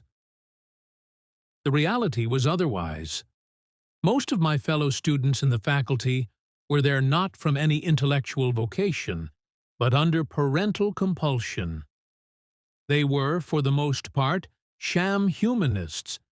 They had no taste for books or classical music, never visited museums and theaters, and regarded excessive drinking as a mark of distinction. Outwardly, of course, I was no different from them in the habits of daily life. But within me there still worked the compass that pointed unerringly to the foulness of my condition. They, for the most part, considered such dissipation the best of all possible ways to live. After a month, I could bear it no longer. On the same night I sent an email to Andy and to Peter. 3 days later, Andy replied, courteously, in a single sentence, to remind me of our agreement, and to request that I refrain from contacting her until her return. Peter's address, however, bounced back within a day with the laconic notice, "The specified email address does not exist." I sat before the screen, stunned. Was it indifference, forgetfulness, or pain that had led Peter to erase his address? The next morning, I stayed home to make a few calls. Daytime telephoning was unusual for me. Almost all my contact with others took place at night. While waiting for a busy number to ring out, partly from nostalgia, partly from a vague suspicion, I dialed Andy's old landline number to see whether the line was still in service. It rang. Some perverse longing made me let it go on. I was just about to hang up when she answered. "You're at home?" I asked, taken aback. I could feel, at the other end, the impulse to hang up on me. "Yes," she replied, with the curious decisiveness peculiar to the uncertain. But the answer itself forestalled her hanging up. I had gained a small advantage. "Why are you home? And why didn't you call me?" I said. What followed was a long, excessively logical, and therefore unconvincing explanation. For only a lie can be so smooth, so oiled, so free of friction. Reality is always untidy. She told me a relative had died and that she had come back for the funeral, but would be leaving for Moscow again the next morning. "Splendid! Then we can meet this afternoon," I said, with the calm of final resolve. "I can't see you this afternoon. The funeral's at 5, she replied uncertainly. I continued the interrogation. "Where? In Budapest?" "Yes," she said. Aha! I had caught her in her first lie. I had arranged my grandmother's funeral myself, and I knew that in Budapest no funerals were scheduled after 4 o'clock.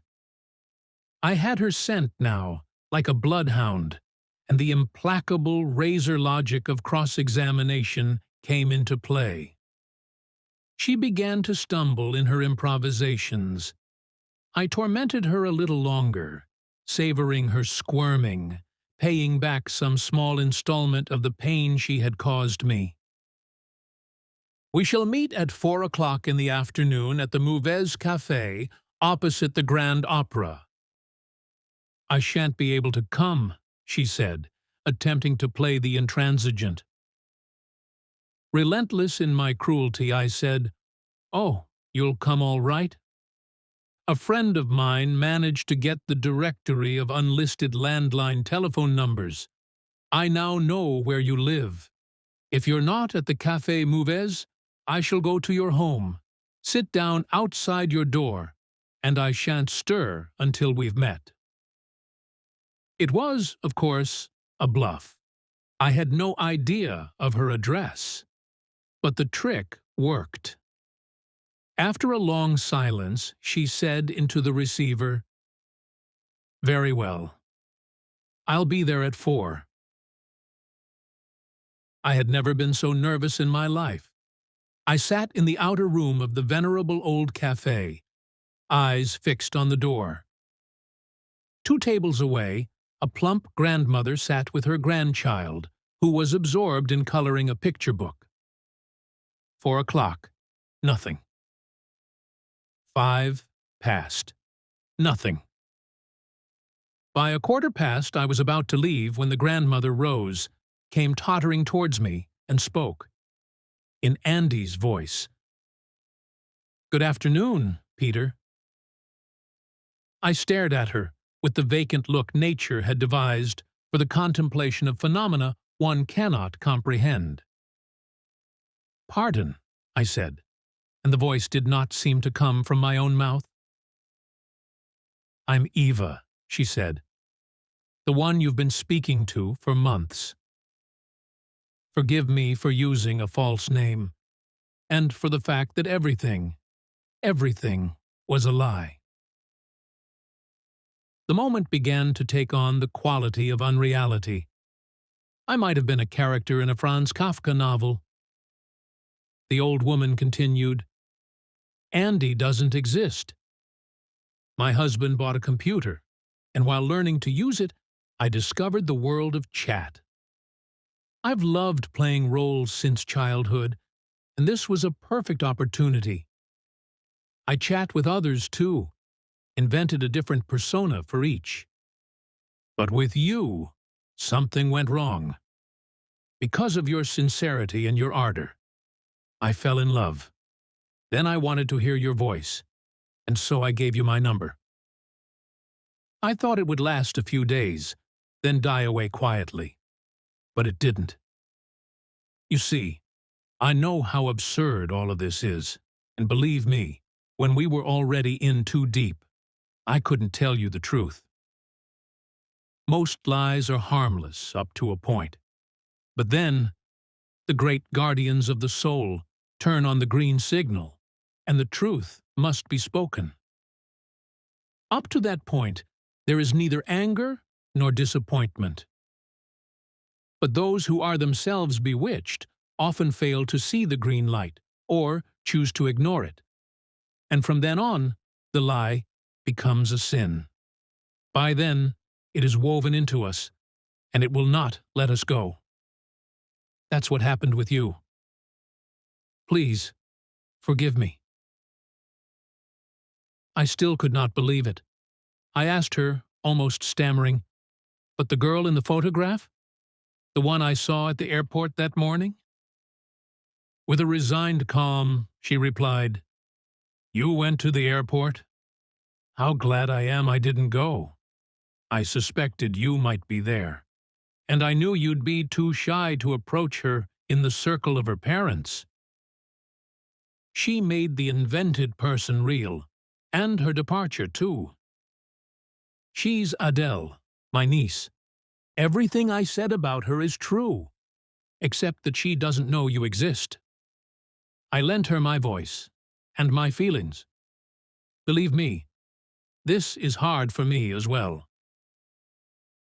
My bewilderment began to curdle into anger, yet my anger was tempered by the sight of this pitiable old woman. Once, perhaps, she had been handsome. Now, well past 60, she was stout. It was plain that the dress she wore was not her everyday attire. The bunion beneath her big toe pressed visibly against the leather of her shoe. The small gold ring on her hand had lost its stone. I was powerless. With a few stock phrases, I assured her I bore no resentment, pretended I had always known it was all a jest. We smiled about it with an awkward politeness. She clearly did not believe me, yet was grateful that I had not brought out the machine guns for the closing chapter of our little virtual romance. She rose, awkwardly, took her leave, paid her bill at the counter, and went tottering out, hand in hand with her grandchild. I sat in the cafe for nearly an hour longer. A great and immovable calm spread through me, the calm of certain, painful truth. as against the will-o'-the-wisp of uncertain hope. It must be like standing at one's mother's deathbed. There is no sugar-coating, no narcotic, but there is truth and fact, which neither hates us nor fawns upon us, as hope does, trimmed to our size. Hope seeks our favor. Truth does not even know we exist. It simply is, as steadfast as a medieval cathedral. I walked slowly home, and on the way, the most preposterous feeling came over me. I was still, even now, hopelessly in love with Andy. Few things had ever wounded my vanity more than this fiasco, and, as always, my reaction was not to feel hatred or defiance towards the world, but to doubt myself more and more.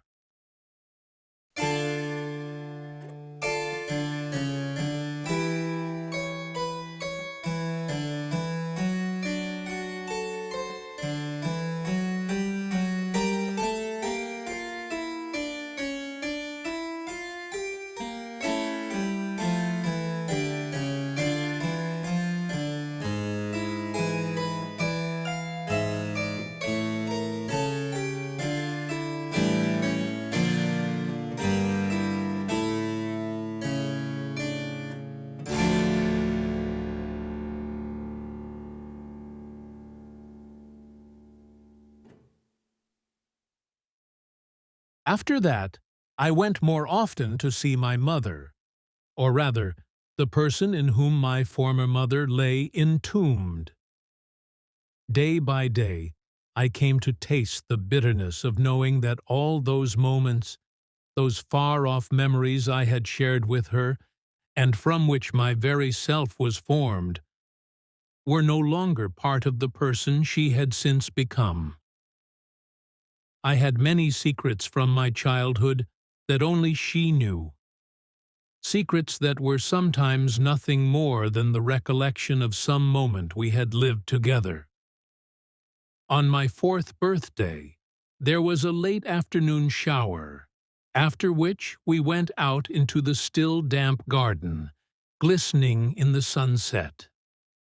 A drop or two of water fell on our faces from the towering plane trees. In the fragrance of carnations, the red disk of the sun began to sink between the green branches of the May lilac. Mother wore a pale blue turtleneck, and she was the loveliest creature in all the world. I was in love with her, and it was the happiest afternoon of my life. I carried the memory of that afternoon in me for many years, guarding it as a Shylock guards his treasure, never speaking of it, lest it grow threadbare, knowing that she too cherished it in the same way. And then one day, many years later, when for the first time we felt the distance growing between us and our kindred spirits, sought each other in despair, I invoked, as a last resort, in the course of some evening talk, the memory of that afternoon. Mother listened with a faint smile on her lips, but there was a look of strangeness in her eyes, and when I had finished, she said only this, with a loving yet unmistakable indifference: "I don't remember it." If they had stripped me of everything within my conscious grasp, my senses, my desires, my curiosity about the world, it would not have killed me as utterly as did that curt sentence. For what are we, if not the sum of our memories? And what binds us more firmly to this world than those with whom our memories are shared? From that day, the sentence of a terrible solitude, decreed by fate, began to be carried out upon me. I felt as though some sadistic madman had methodically severed my limbs, deafened, muted, and blinded me, kept me alive by artificial means, and walled me up forever in the prison of my own body. Could there be a condition more dreadful? There could, and I was yet to learn of it. It was in midwinter that I ran into Barnabas, a quiet, cheerful, faintly eccentric youth, who, in our school class, had been the one nearest to me after Peter. For 4 years he had looked with a sympathy, bordering on desire, at my friendship with Peter. He was short, with a head the size of a water tower. His thick lips seemed almost to burst from his face, like a knife gash. He spoke slowly, with much irony, and with intelligence. We went to see Greenaway's new film, Prospero's Books, and then sat down in the Café Mouvez. The film had a powerful effect upon me. It projected upon the screen a world that lived within me, with its dislocated dimensions and its strange passages between waking and dream. What I saw continued to live on deep within my nerves. There was in the air between us a mood which made it natural enough to attempt to lay my thoughts before him. Indeed, I felt that he expected it of me. "You know," I began, "at first I envied those who live every moment of their lives consciously, never allowing dreams to intrude upon the daily round. I dream my way through life. Often it is as though I were seeing 2 dimensions at once, as if there were a translucent gauze drawn before my eyes, upon which a film was being projected, merging with the physical reality I perceive. And I smell scents, too, that cannot possibly be present. For long this troubled me, for it cut me off so utterly from everyone in the class. By now, I have come to think of it as a kind of privileged faculty."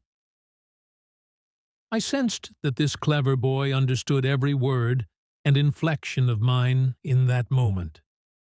Understood, but did not feel.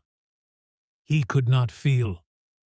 For, although he stood before the gateway to my soul, he could not perceive the secrets that lie beyond. The inner light spilling through the keyhole fell upon him only faintly, and he lacked the strength or the will to stoop and peer through, let alone to release the latch and step within. His intellectual leanings drew him toward my world, yet the structure of his own nature was ill-suited to receive it. So, more for myself than for him, I summed up my feelings.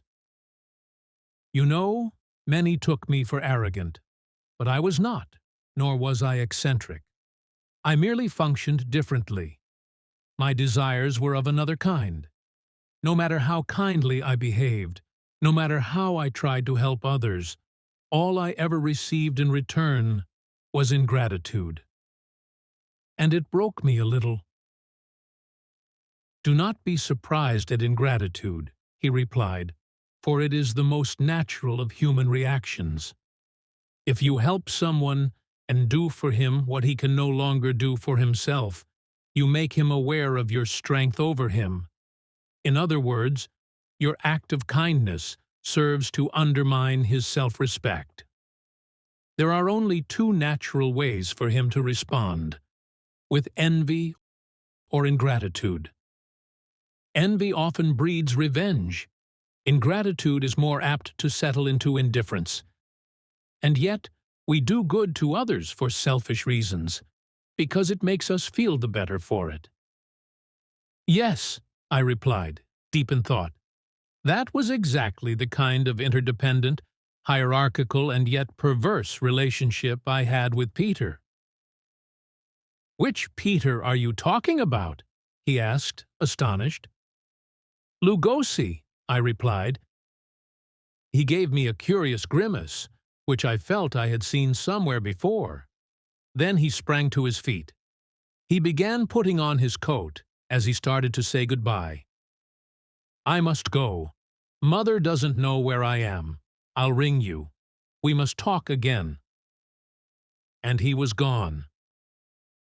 I remained wondering. Where had I seen that grimace? And then I knew.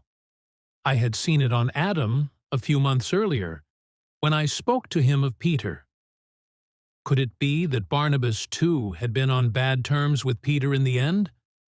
Or was this merely the residue of some shadow hanging over Peter from his father's past? I stayed a while longer, reading the newspapers, until suddenly Heidi stood before me. I had met her at some party a year or two before, and thought her the very prototype of appalling personalities.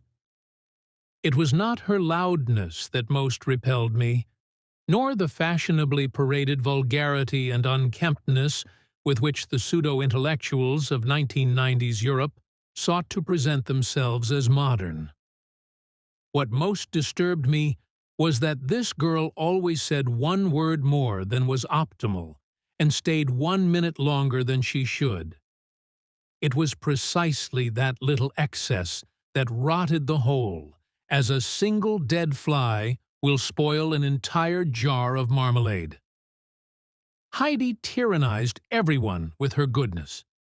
People she had met only the day before would receive, the very next morning, a parcel delivered to their door with a 24-karat gold chain inside. She was everywhere, seeping into every crevice like some malignant growth. She sent out daily little postcards with messages such as, "Don't forget, bad boy, that next week is your mother's birthday." Everyone who received anything from her was driven to distraction and fled. Yet no one rejected her openly, for she cloaked her oppression in the guise of kindness. And though we all sensed in her a destructive ulterior aim, the desire for dominance over others, none of us dared to oppose her because of the very means she employed. By these means, she sanctified her end. The irony was that she was an attractive girl, and yet never had a man of her own. Only the most solitary souls ever asked her out on a date, and even they, as a rule, slipped away after half an hour. Now she was here in all her suffocating reality. "I've only a minute," she said, as though to remind me of her importance, that she was awaited elsewhere, everywhere. And already she had taken a seat directly opposite me, chattering away, uttering inanities in the guise of coherent sentences, discoursing at length on people unknown to me, and tedious circumstances I could not care about in the least, all to waste time. Her company was like deep-sea diving, without any of the pleasure. In the depths, the colors begin to fade, and then even the more interesting objects blur and lose their charm. For 3 minutes, though they felt like 3 days, she told me about some friend of hers who had become involved with a Kenyan guy, and the nothingness poured from her mouth without end. The tale had no continuation, yet still she continued. The sheer profuse emptiness of those few minutes was enough to send my blood pressure soaring and my mind groping for escape. She rattled on with a colorless torrent of words, in which even the words themselves seemed to drown in the English fog of her meaninglessness. At the end of an appallingly long and utterly meaningless sentence, she said, "And a week ago, they went over to Dodie Rotter's." Imagine! It was the very day Dodie's little chihuahua arrived, the one he'd ordered. Do you remember Dodie? Who the devil was Dodie Rotter, and why was this woman plaguing me with such imbecilities? And then a peculiar thing happened. I caught sight of my own face in the huge crystal mirror of the cafe. There, on my face, was that same grimace I had seen months ago on Adam, and only a few hours earlier on Barnabas. What did it signify? this expression so unlike the ordinary play of our features? I ran over in my mind the last 5 minutes of our conversation, and all at once the truth struck me. I had made that grimace at the mention of this unknown Dodie Rotter. Why? Because the name was unfamiliar to me, and I felt it would be rude to admit as much. Perhaps I did know the person and had merely forgotten, and the awkwardness of the possibility made me wish to pass over it without embarrassment. If the end of this fleeting process of thought could produce that grimace, then perhaps the same expression on Adam's and Barnabas's faces had meant that Peter's memory, too, had faded in them? It seemed improbable, especially in Barnabas's case, for he had been on good terms with Peter quite apart from me. It was unlikely he could have forgotten his very name. True, there had been unremarkable people in our class whose 4 years of shared schooling had left barely a trace in my mind, but that could hardly have happened with Peter, who had been one of the most defining personalities of our school. Still, I was suspicious. I went to the public telephone in the cafe and dialed Barnabas's number, which he had written down for me before leaving. His mother answered and handed the receiver to him. "Hello, Barnabas. So sorry to trouble you, but when you were here in the cafe just now, and I spoke of Peter Lugacy, I had the impression you were piqued by the mention of his name. Were you on bad terms with him?" With a note of unmistakable surprise in his voice, he said, "We weren't on bad terms because I don't know who he is." "He was in our class for 4 years, I said, "and he was my best friend." "I'm sorry, but I don't remember him," he said firmly. "You must mean he was in a parallel year. I didn't know many of the other class's pupils." "Don't be absurd, Barnabas." I said it with almost furious desperation. "He was in our class for 4 years. You were friends with him yourself. Why make a fool of me?" Barnabas replied indignantly, "I'm not making a fool of you. I honestly don't know who you are talking about." I ended the conversation with a note of desperate astonishment. "Oh, well, never mind. I'll ring you some other time. Goodbye." I stood there, stunned, before the telephone. A foreboding stirred in me, and I picked up the receiver again, this time to call Adam. "Hello, Adam. It's Peter Schwanberger. I won't keep you, only tell me, do you still keep in touch with our old classmate, Peter?" "You mean you?" he asked, confused. "You were the only Peter in our class." "It's impossible you don't remember him," I said, almost pleadingly. "I mean Peter Lugacy, who was with us all 4 years at school, and before that, 8 years in primary school. His father hanged himself in a church lavatory." "I see," he said after a long silence. "In a church lavatory. Look, Peter, you're either drunk, or you've smoked too much dope, or you're just trying to make a fool of me, and now I must go. Goodbye." So there I stood, between the kitchen door and the public telephone, unable to believe what was happening to me. I set off for my mother's. She greeted me at once with a message. "A lady called, Eva Lang. She asked you to be sure to ring her back. She said you know each other well." Although I did not know who Eva Lang was, the phone number seemed familiar when I dialed it.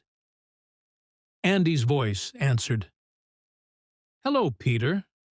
Do forgive me for tracking down your parents' number. You know, you were the one I was closest to in those last months, even if you never knew who I really was. So I think it proper to say goodbye." Those evening talks meant a great deal to me. "Are you going away somewhere?" I asked. In a distant, almost hollow voice, she said, "You could put it that way. 4 months ago they told me I had melanoma. It has spread everywhere now. The pain is becoming unbearable. I am going into the clinic tomorrow morning, and at my own request, they will begin the morphine at once. After that, I shall no longer be in possession of myself. And tonight, my last night, I wanted to take leave of you. I have at most a month to live. Thank you for letting me be in love with your love for me." I was incapable of speech. Words drained from me under the weight of it. What could I say to a dying woman with whom I had had such a strange and awkward relationship? She sensed the awkwardness of the moment, for she bade me a brief farewell and rang off before I could even say goodbye. It was too much absurdity for one day. I leaned back in my chair and told my mother Andy's story, hoping that by sharing it, I might ease the immense tension in me. She listened, and I felt that after so many years, she must have truly understood what I was saying. At the end, she said, "You know, Peter, the key to the whole thing is in that last remark, that even after you learnt the truth, you still felt in love with Andy, who doesn't even exist." I, too, only realized when I was about 30 that love lives within us from the very start of our being. For when they ask about our ideal, we never truly imagine a tall man or a sexy woman. Those qualities matter only to the sexual instinct. In truth, we crave a certain atmosphere that we think can belong to only one person in all the world. There's no evidence such a person exists, but with our first love, we embark on the most hopeless film in the world, for we try to project the image we carry inside us upon whatever poor wretch fate throws in our way. And depending on what sort of screen the person proves to be, we go on projecting for a longer or shorter time, deluding ourselves that our film is, in fact, the other's real personality. Then one day we realize that the wart is not on the nose of the leading character at all, but merely a flaw in the screen. From then on, we notice more and more defects on the screen until one day we declare it unfit for further projection. And the tragicomic thing is that all the while, they are projecting their own film onto you, traveling the same deceitful road, so that one is at once the critic in the stalls and the critiqued projection upon the wall. At that moment, my father arrived home. This interrupted the intimacy of my conversation with my mother. For although I enjoyed a confidential closeness with my father as well, the language and logic I employed with him belonged to an entirely different system, one entirely incompatible with the code with which I communicated with my mother. Our conversation consequently grew looser, less focused, though the oppressive memory of Eva Lang lurked somewhere deep within my mood. Around 11 o'clock, I set off to return to the university hostel. Mother saw me out as far as the front gate. It was only at the moment of parting that the absurdity of the afternoon's conversation with Adam and Barnabas returned to my mind. As I kissed my mother, I remarked, "Imagine, today I spoke with 2 old classmates, Adam and Barnabas, and they simply had no recollection of Peter." My mother asked, puzzled, "What, Peter?" "Oh, Mother, not you too." "Which Peter?" "Peter Lugosi, of course." It's astonishing that it's been only 6 months since he left, and yet there are those who ask in surprise, which Peter I mean, and others who simply do not remember him at all. What on earth is going on here? She stared at me, frozen. Half a year since he went away? Peter, what are you talking about? Peter Lugosi has been dead for 19 years. He died when he was only 3 months old, during heart surgery. It felt as though my entire nervous system was beginning to collapse. I leaned against the wall and shouted to her, almost pleading, "Mother, unless you want me to throw myself under a tram, let's start from the beginning. You are telling me Steve and Christine's son died at 3 months of age?" "Yes." I gripped my mother's hand and suddenly shivered violently. She looked at me with desperate concern. "Peter, please tell me honestly, do you take drugs?" By then I answered, crying, "I do, but this has nothing to do with it.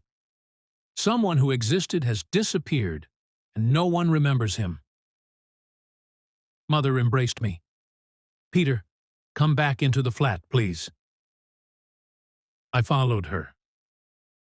Upstairs, a migraine struck me with such force that I vomited in the bathroom.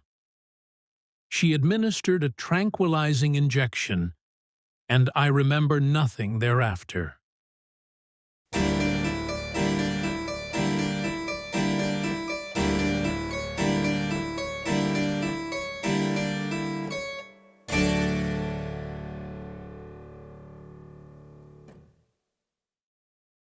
The next morning, I awoke early. I looked out of the window. The city rose from the night in a gray and filthy state, like an old courtesan. I was still dazed, and only slowly did the events of the previous day return to me. A knock at the door. Mother stood there and said, "Peter, last night, after you had gone to sleep, I telephoned one of my old university professors, Dr. Marco, a most distinguished psychiatrist. He will see you this morning, and I very much want you to go. I shall gladly accompany you. He lives and practices on one of the streets beneath the Buddha Castle. And, please, do not mention any of this to your father, at least for the present." Had Mother, at any time prior to yesterday afternoon, offered such assistance or interfered in what I considered my private sphere, I should have rejected her outright. But now, poised on the brink of a mental catastrophe, I had no choice and indeed desired her presence. The matter had grown beyond both of us. I nodded. I spent the morning rummaging through old family photographs under the pretext of tidying up, for I had begun to feel a deep embarrassment over the whole affair. There was no photograph of Peter anywhere. Yet that meant nothing, for more often than not, he had volunteered to take photographs of us himself. A dramatic system failure overtook me. True, I had previously, under the influence of drugs, dreamt of people who did not exist. There were even recurring figures in my dreams who were complete strangers in reality. But lately, I had been clean. And in any case, what sheer impossibility was this? Only one deliverance seemed to present itself. I rolled another joint. The psychiatrist was a pleasant, yet hopelessly mediocre man. He lived in a tiny flat on the street beside the Capuchin church. The place was in dire disorder and filth. The hall exuded an overpowering stench. The odor of rotting onions mingled with the acrid fumes of some chemical, doubtless used for photographic work, for several enlargers lay dust-covered atop the cupboards. I remembered him now. Once, long ago, when Mother had taken me somewhere, we had encountered him. She had told me then that Professor Marco lived there with his much older wife, a disagreeable Viennese hag, and that he gave private lessons, at no small fee, to current and former pupils. During these gatherings, his wife would withdraw behind a velvet curtain into the sleeping alcove and read. Most of the younger doctors never even met her. One afternoon, during such a lesson, a young physician engaged the professor in a spontaneous wordplay. The others laughed. The old man laughed too, but with a faintly disapproving smile he said, "Gentlemen, pray be a little quieter. My wife lies in state in the bedroom." And indeed she did.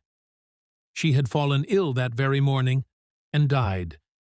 Yet the undertakers had not arrived by the time the afternoon lesson began, and, lest he earn 1 penny less, the old man simply drew the velvet curtain and continued the lesson. I had expected nothing from our meeting, and no more was forthcoming. The professor spoke briefly with me. He listened to the fresh account of my tale with such feigned sympathy, so scarcely articulable in its novelty, that I found myself profoundly disappointed, and, indeed, in an even worse temper for it. He would catch the last word of my sentences and silently articulate it alongside me. Yet it was plain that this understanding was mere artifice, and his mouthing of the final words with me but a trick intended to demonstrate how deeply he entered into my situation. He listened with a good-humored yet condescending smile, as if accustomed daily to young gentlemen recounting to him the disappearance of a friend from human memory.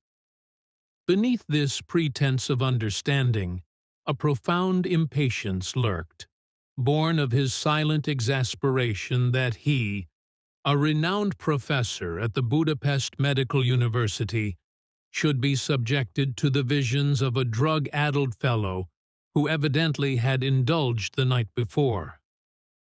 After a few minutes, he cut in abruptly. Doubtless his time allotted to a single patient's folly had expired. In a speech precise, courteous, and in its softness humiliating, he confirmed all that I had suspected regarding his view of me. It became evident that his mind contained only a few dozen pre-prepared replies, one of which he applied to the current case, masking insensitivity with the oracular style of a modern Nostradamus, and many a significant smile. He was by no means ignorant. He had doubtless studied extensively the human psyche and knew much about it. He had merely become impervious to human phenomena, and, having read in my manner a covert contempt, he pressed his point with the ardor of an old man rejected by a young woman for being bald and toothless, who nevertheless insists, in rapid verbiage, that he possesses an abundance of both hair and teeth. An hour later, I departed. Once more I had stood before the impenetrable wall of human mediocrity. The effect of the drug now began to ebb. I crossed to the far side of the Danube and seated myself upon a bench along the pest-side river-front. Let us take stock. What had occurred? There had been someone whose personality still lived and pulsed within me. Then, in a cursed instant, he was erased from the memory of all others, and the earliest signs suggested that not only had he vanished from general recollection, but from the memory of the past itself, and all evidence of his former existence disappeared. That is, for the first time and demonstrably, the hard drive of my brain contains a name absent from all others, and all physical proof of his existence has vanished. My inner system had, for the first time, become entirely severed from the world's central system.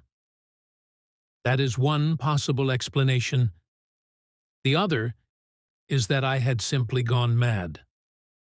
My system had fractured, inlaying into the past a personality that had never existed, granting him a worthy place at every point in my memory.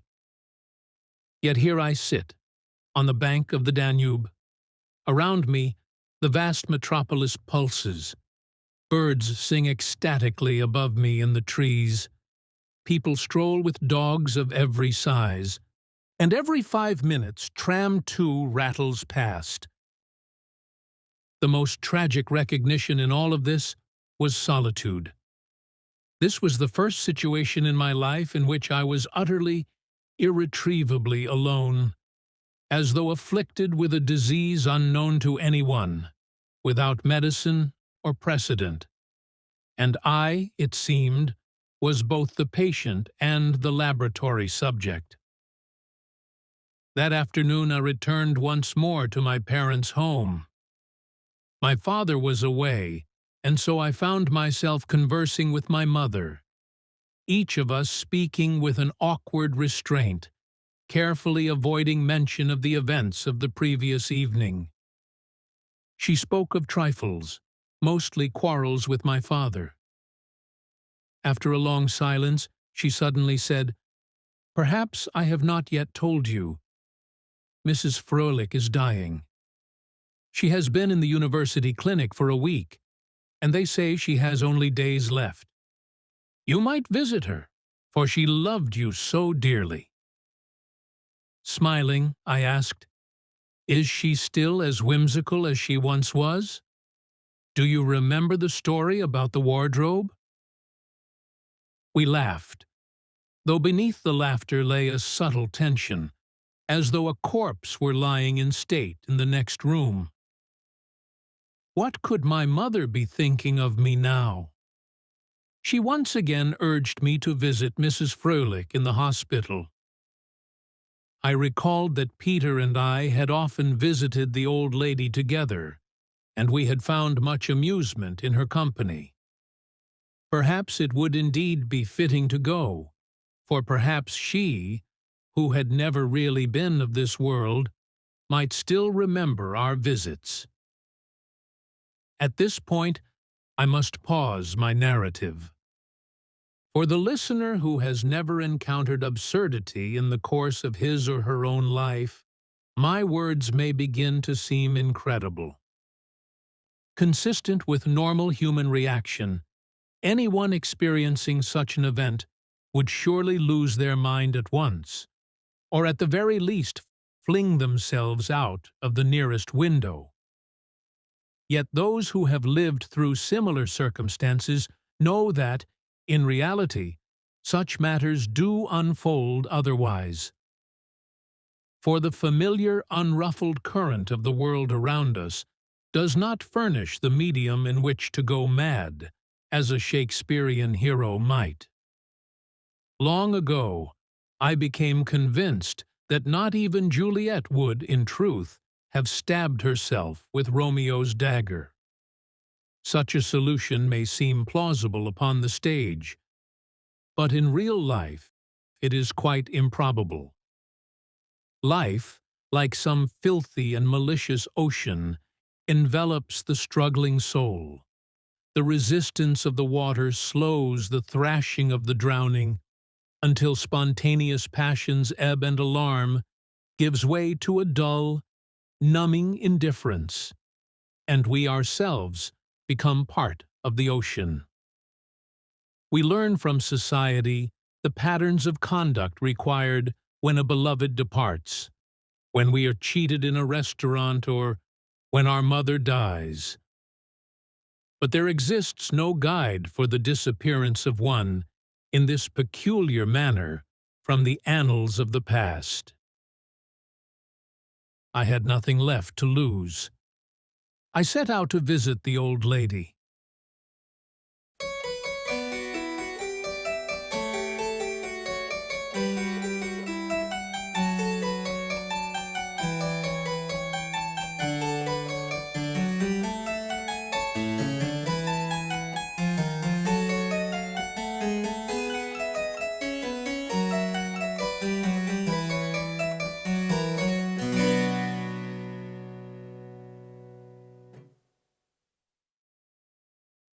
The hospital was one of the classic edifices of the old clinical district.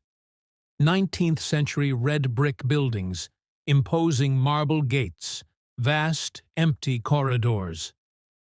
It was evident that all who dwelt there wore some costume, ill-assorted pajamas, threadbare nightgowns, the uniforms of the great ball of suffering. The garments in which most of us sleep at home were far too indiscreet for this enforced communal life, while the apparel society accepts for social intercourse was altogether unsuited to the hospital regimen. Here, only striped pajamas and the long nightgowns, whose anachronistic air provoked a faint smile, were permissible. Mrs. Fröhlich lay in her bed by a window of a vast ward. She wore no spectacles, and no denture graced her mouth. This rendered her at once both novel and alarming. Propped half upright on pillows, she stared fixedly at a portion of the wall opposite, like some aged Joan of Arc listening to voices within. I thought she might scarcely speak. Beside her sat an elderly priest, leafing through his breviary. On the bedside table, a bouquet of chrysanthemums wilted in a jam jar. "Good evening, Mrs. Fröhlich," I said.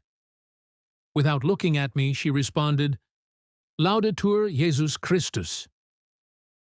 "You remember me, Mrs. Fröhlich? I'm Peter Schwanberger." She turned to me and, with a toothless, crooked smile, recognized me and said, "Peter, your grandmother was my dearest soulmate. I have mourned her ever since her death." I seated myself beside her. With her large, bony but well-kept hand, she grasped mine. We began to converse. Her mind was sometimes lucid for minutes, then clouded for seconds, and she spoke in disjointed fragments. Yet I perceived, for the first time in my life, a profound sincerity in her. Even in this honesty there lay a strange mysticism. She no longer acted. She knew about a secret, yet not the secret itself. For this she had searched throughout her life, perhaps hoping that one day the layers of illusion would reveal the essence. But an altar boy cannot become a priest. In the hierarchy, one belongs to another order. Thus, I recalled the events less for her sake than for my own. The old lady stared at the ceiling and occasionally pressed my hand, held within hers with gentle firmness. But as I perceived, these grips were no longer in response to my story. She now observed the internal film playing within herself. Twilight descended. I began to take my leave, for the evening medical rounds were imminent. The old lady pressed a grateful kiss to my hand. Her face had already assumed the expressionlessness of the dying. Her muscles slackened.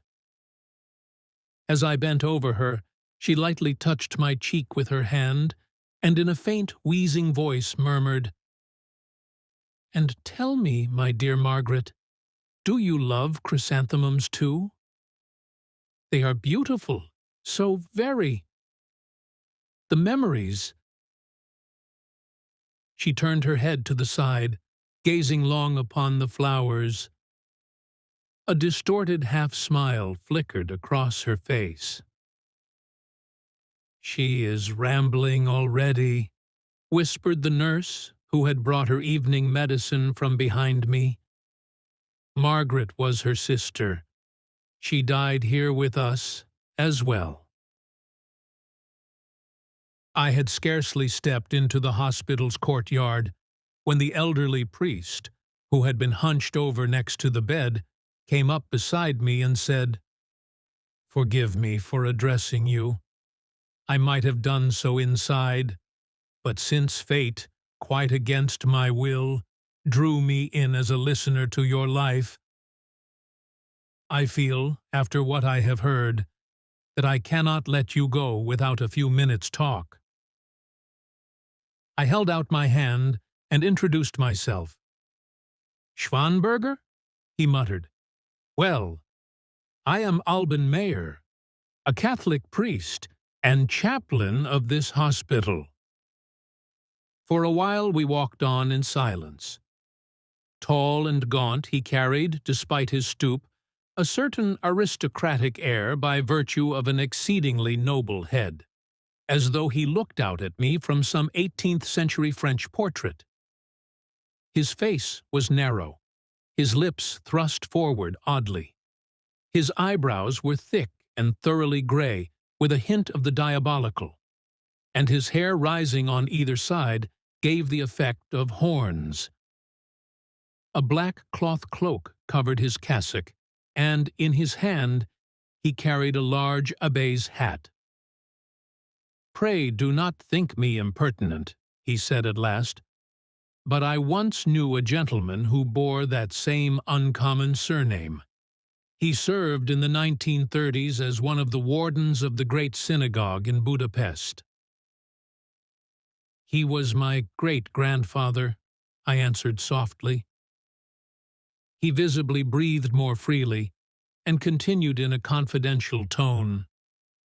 "Then I may be franker with you than with most. You see, I too am of Jewish stock. After high school, I was baptized into the Catholic faith and entered the seminary. My younger brother, Samuel, became a rabbi. The Jewish faith never quite satisfied me. I always felt that Jewry knew of God's existence, yet did not believe in him. Of course, it was only my idealism that steered me, nor, within Catholicism, did I find that deep communion with God, which, on the faith of legends of medieval saints bearing white lilies in their hands, I had hoped for. Somehow God has hidden himself from our age, and those who busy themselves in his name act often for the sake of tradition rather than out of true faith. Besides, religious anti-Semitism in the Church has ever been strong. From the beginning there has been in Christianity a current that held the Jews responsible for the death of Jesus Christ and adjudged every Jew a deicide. In my youth they were the dominant party, so I did not climb high in the hierarchy, nor did I desire it. One should not climb too high, for God now and then shakes the tree. In later years, I arrived at the most decidedly individual theological convictions, and though I imparted them to but a very few, the consequence was that I found myself alone. I had the good fortune to find a protector in Cardinal Justinian Seredy, Archbishop of Esztergom, who, to shield me from attack, posted me here to the hospital chaplaincy in 1942. No one envied me this meager stipend. Who should be vexed by a humble priest who listens to the mutterings of the dying? The director appointed in 1946 was a communist, but an honest man. Out of decency he kept me on. True, officially the chaplain's position could not be maintained, so until 1990 I was registered as a psychologist, and since then I have simply been forgotten. For nigh on 50 years I have lived in a modest service flat, and I have become so much a part of the furniture of the place that it seems scarcely worth the trouble of moving me. The very mark of my presence would remain upon the carpet. All my life I have been merely tolerated, yet I remained intellectually free. I occupied myself with research that might well have warped me into a professional paranoiac. I began to feel a sympathy and confidence in the old priest. His manner of expression was peculiar, yet I knew now he was not a madman, and that he, for his part, did not think me mad for what I had said at Mrs. Froelic's bedside. "And what is your theological conviction, Father?" I asked him. He smiled at me. "It is as well that you are not a devout Catholic," he said, "or so I hope. Else you would at once denounce me to the dicastery for the doctrine of the faith. I believe very extreme things, or rather, I think in a very Jewish fashion, dealing in facts.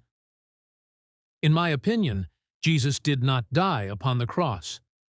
Read the most objective of the Gospels, Mark's. If you read attentively, certain odd particulars may strike you. Jesus was crucified at the 3rd hour. 6 hours later, he was dead. Since a feast day was approaching, Joseph, a member of the Great Council and secretly a disciple of Jesus, went to Pontius Pilate, the Roman prefect of Judea, to ask for the body. Pilate, with perceptible skepticism, inquired of a centurion, could he already be dead? For death by crucifixion was a far longer and more grievous business. The governor knew as much. They took Jesus down from the cross and carried him to Joseph's rock-hewn tomb. Then comes the Sunday. What does the evangelist write? At dawn, Mary Magdalene, Mary the mother of James, and Salome went to the tomb with costly ointments to embalm him and prepare his body for burial. On the way, they wondered who would roll away for them the great stone that closed the cave. They found it rolled aside. Within sat a young man in white, who said to them, "Don't be alarmed. You are looking for Jesus the Nazarene, who was crucified. He has risen. He is not here." There is no word, you observe, of the miracle-mongering exaggerations of the other evangelists, no angel with lightning glance, and white as snow flying down as in Matthew. No. Mark speaks only of a simple young man in white. The color denotes not the angelic nature of the figure, but his age. Men who had attained their majority wore white by custom. The reality, then, appears far simpler. Under the effects of the scourging that preceded the crucifixion, Jesus very quickly fell into shock upon the cross. Thus, the loss of consciousness that spared him his torments came earlier than with the others. Those who stood by took this for death. Pilate's astonishment is intelligible. They take Jesus down, bear him toward the rock tomb, and on the way discover that he is still alive. Joseph decides swiftly that the matter must remain secret. By the sentence Pilate had been constrained to deliver, Jesus had become de jure, an official enemy of the Roman Empire. Were it known that he had survived his execution, they would hunt him down, lay hands on him, and kill him in earnest the second time. Yes, I think they simply hid Jesus, and perhaps smuggled him out of Judea. He was a mind of the first order, a true reforming rabbi who could speak with remarkable psychological tact and with charisma, and who believed in God with all his heart. But I do not think he was the Son of God, no more, that is, than any of us. You see, this way of thinking lies halfway between Judaism and Christianity. To the one too much, to the other too little. You say strange things, I answered, but the possibility of reconsideration had already occurred to me when I read Borges' 3 versions of Judas, which makes the Redeemer of the disciple hitherto accounted a traitor. "O tempora, O mores," said the old man. "Would you care to take tea with me?" He lived in one of those hard-to-reach turret rooms of the hospital. one of those curious little Budapest turrets that had set my imagination on the trot since childhood. The room was cramped but friendly. Through 3 small round windows, one could look down upon the darkening city. The walls were lined with shelves crammed with old books, most of them Latin, many in German blackletter. Besides the books, the furnishings amounted only to 2 English armchairs with fraying cushions and a couch. On a little hot plate, the old man prepared tea. Bad as it tasted, I began to feel increasingly at home. I felt the moment had arrived, and asked him what he wished to contribute to what I had spoken at Mrs. Fröhlich's bedside. He fixed me with a grave look, and, with deliberate calm, replied, "Let me preface it thus. On the strength of what you said, I do not take you for a lunatic, a dreamer, or a liar, though others may think so of you. Our encounter may look like chance, but I have been studying precisely this for 50 years. The secret of vanished souls. Do not fancy, then, that you have lost your wits, nor that you alone have undergone so preposterous a story. It is true, however, that what has befallen you is a rare phenomenon." I asked, my curiosity piqued, "How can a man vanish?" He sipped his tea, and, with measured composure, replied, "My dear young sir, I said only that I study it. I have not found its explanation. In the last centuries, perhaps, a dozen such cases have been documented. Yet they are so much alike that a small group, call it a sect, began to concern itself with them. Their first leader was one Caius Nepos, who lived in ancient Rome when it was falling into decay. Unhappily, that period is among the most confused in human history. In the waning empire, 1,001 stray sects thronged the old capital, pouring in from all quarters, from Asia Minor to North Africa.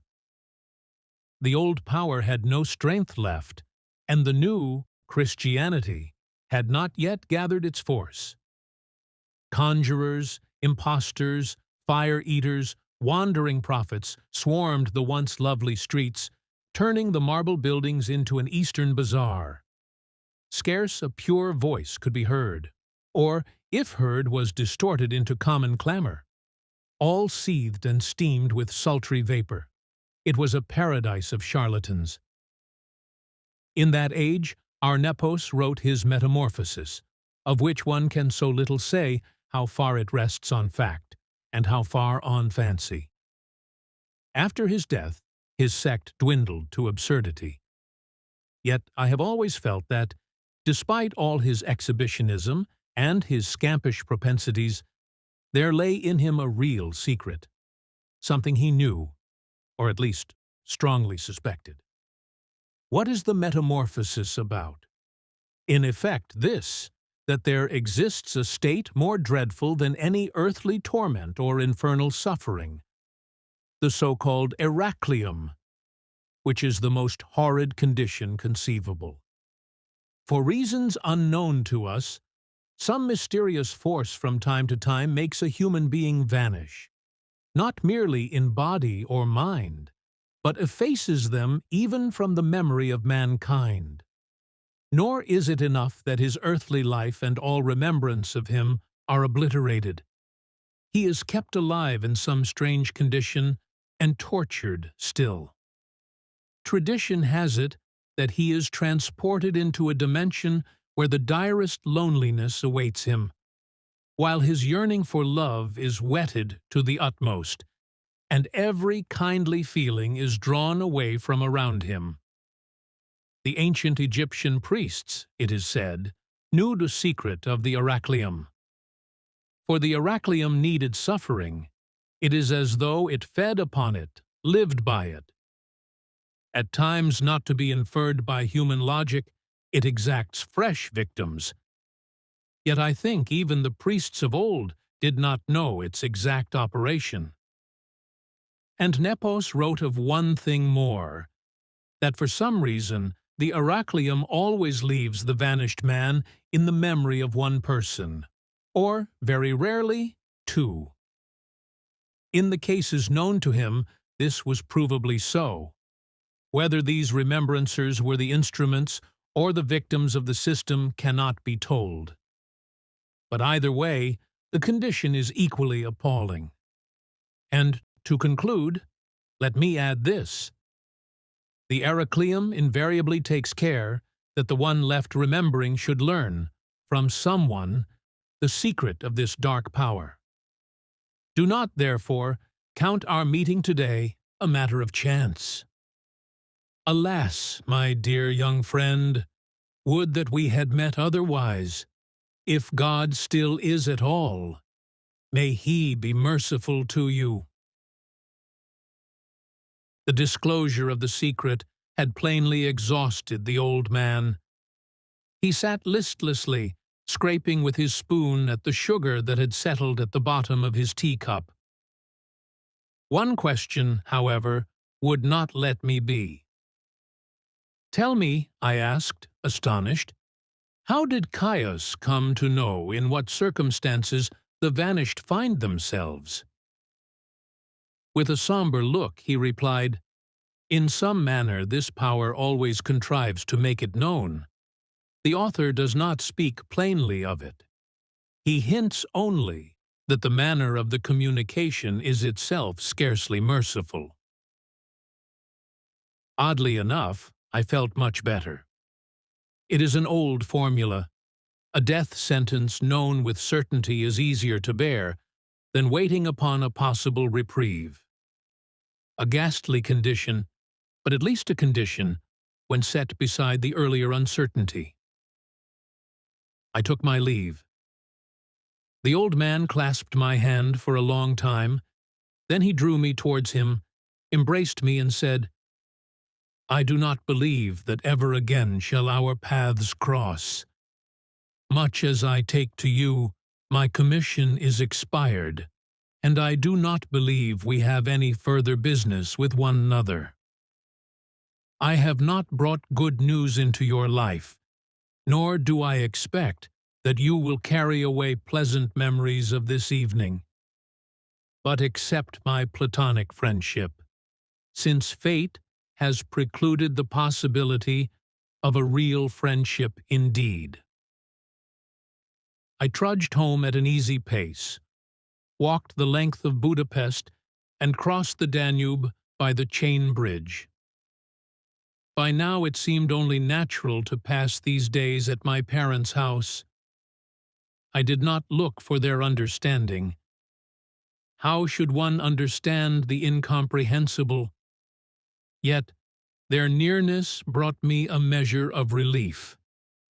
They were the nearest planets in a universe that grew moment by moment more inimical. That evening, I made the discovery in my parents of the prodigious gift of tact. Between themselves they quarreled without mercy, often in a manner petty and undignified. Yet those were but trivial skirmishes in a game without real stakes. Now, however, they sensed that the situation was grave, and though they conceived the danger to lie in a quarter quite different from where it truly resided, their tact was nonetheless a balm to the disarray of my inner world at that time. I could feel my own personality beginning to draw away from Peter. His person, his once familiar thoughts, came to seem increasingly alien to me, though my sympathy for him remained unaltered. Somehow the passion had begun to fade. What had brought this about? Was it some instinctive subterranean effort at self-preservation against the emotional catastrophe I foresaw? Or merely the dulling of the affections? Who can tell?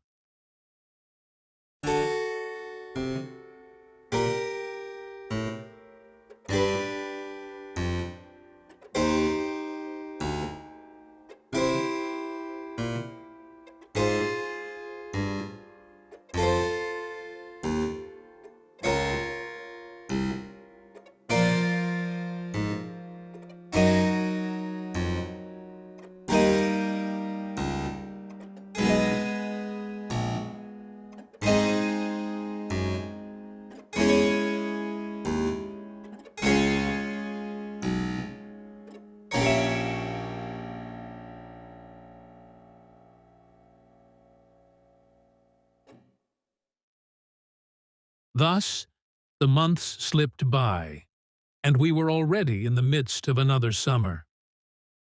At Lake Balaton, I made the acquaintance of a young woman, Olga. Her first name I thought atrocious, and her appearance, if possible, even worse.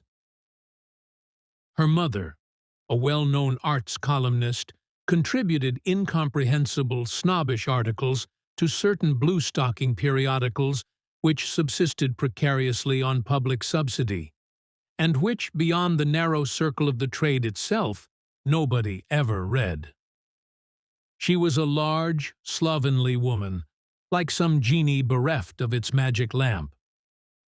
Through her, I made the acquaintance of a characteristic type in that parasitic layer wedged between the artist and the public, the so-called art explainer, whose interest it was by no means to bring artist and audience closer together, since the sole source of her income lay in ideologizing the modern arts for the public. Yet, from this she lived handsomely. At first, I could not discern what it was in Olga that unsettled me, but because her name was intolerable to me, I took to calling her, from the second day onwards, Hector. She was forever clad in high-heeled sandals and skin-tight dresses, though her feet were ill-shapen, and her figure carried ample rolls of flesh. She did not walk so much as undulate, like a snake unable to slough its skin.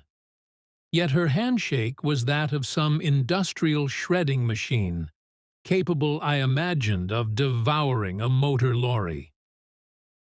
The secret of this behavior, which at first sight might have seemed positively feminine, was only revealed to me later when, by chance, I came upon an old family videotape of her playing badminton in jeans, t-shirt, trainers, and baseball cap. She was not necessarily better looking so attired, but she was far more natural. It was a mutual acquaintance who supplied the explanation. Olga's father had all but raised her as a boy, and had never forgiven his wife for having given birth to a daughter.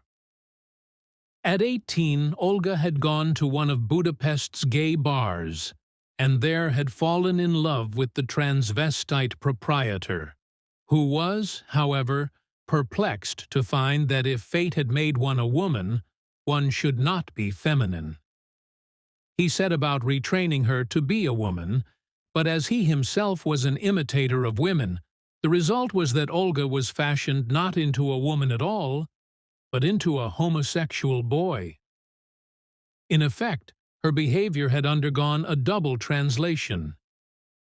She was a girl playing a boy who was imitating a girl. And yet, for some reason, I liked being with her. There was a certain raw wit in her manner, of which she was, for the most part, unaware.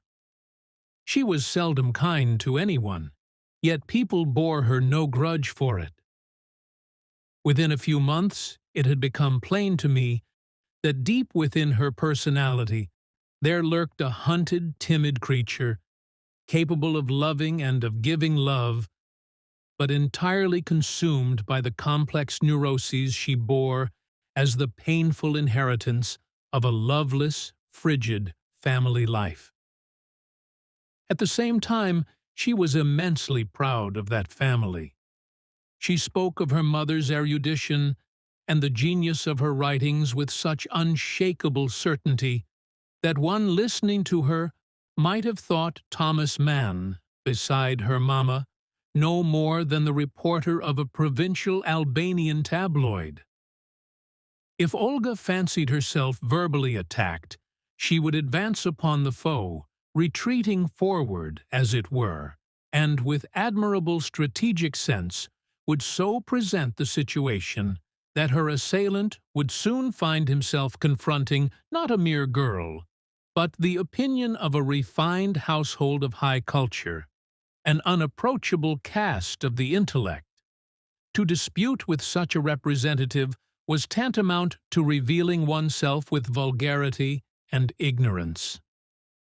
In truth, it was a trick, for Olga was in deadly fear of any genuine test of merit, lest her patchy education be exposed. Hence, she habitually fabricated for herself an imaginary intellectual hinterland. Should the name of some serious man of letters be mentioned, she would, more often than not, at once speak of him with disparagement, thereby suggesting that she knew his work well enough to penetrate to its essence and criticize it from within. It was an effective mode of combat. Most adversaries at this point abandoned the field and resigned themselves to an inferior role. She too was a university student, reading sociology, and like her mother, published articles bristling with complicated foreign expressions in the pages of a moribund daily. Yet if those articles had been translated into the vernacular, their banality would have raised a smile even in the pages of a scout magazine. She had a small flat in the new Jewish quarter, and it was there we lived in those days. She understood my insatiable craving for independence and made little attempt to interfere with my separate pursuits. And, with an appearance of nonchalance, though in truth with silent suffering, she bore the fact that I would rather go to bed with almost anyone than with her. She fitted up a little room for me, left my way of life unmolested, and in the evenings we would sometimes sit together in one of the neighborhood cafes and read the newspapers. The following spring, with the life insurance money I had at last been able to receive, I bought the first motor car of my life, a 20-year-old Mercedes-Benz. I reveled in the freedom, for since that last summer with Peter, I had become something of a cellar beetle of Budapest. If I had 2 hours to spare, I would take a book and drive out to some nearby hill or lake. It was in the early days of May that I paid a visit to a friend of mine in a small town, just east of the city. On the way home I avoided the main road, taking instead the narrow country tracks that wind across the undulating fields skirting Budapest. I lay for a while amongst the sunflowers, stretched upon the grass, gazing at the sky. I felt that I was no longer the man I once had been. I regarded my former self with a sort of critical sympathy, yet without the faintest sense of identity with that earlier incarnation. Whether this was the outcome of a natural process, or merely the compelling force of the circumstances that had gathered about me, I could not determine. From the past I had inherited nothing but a bittersweet sadness. The joys and shadows of former days had drawn over my present life a veil of incurable melancholy, through which all things seemed somehow truer and more exalted. At times that sadness would descend upon me suddenly, in a wave, overwhelming and irresistible. Yet when such waves had passed, everything stood before me with crystalline clarity, my life itself, and the world that, though indifferent to my fate, still closely encompassed it. I had awoken to the disillusioning truth that, in point of fact, I mattered to no one, and that no one truly matters to anyone. a mysterious fatality governs our existence. We sit side by side on this earthly prison, idly toying with our chains, and in a haze of doubt, we await the judgment of the unseen powers that move the secrets of our lot. Each man peers into his own destiny, and, beyond the realm of instinct, troubles himself with his fellow creature only as far as the other's fate impinges upon his own. Long did I lie there upon the grass in thought. Dusk had fallen when at last I set off. My return led me past Pesel, a place I had not revisited since the summer succeeding the close of my secondary schooling. All at once the memories of old excursions came flooding back. On an impulse, I turned the wheel and drove into the narrow streets of ancient houses above the embankment. The garden of the mansion Bartzi had grown wild and impenetrable. Where once flower beds had bloomed, brambles and weeds now ran riot. After I had rung the bell, a man with a Slavic accent came out to the garden gate.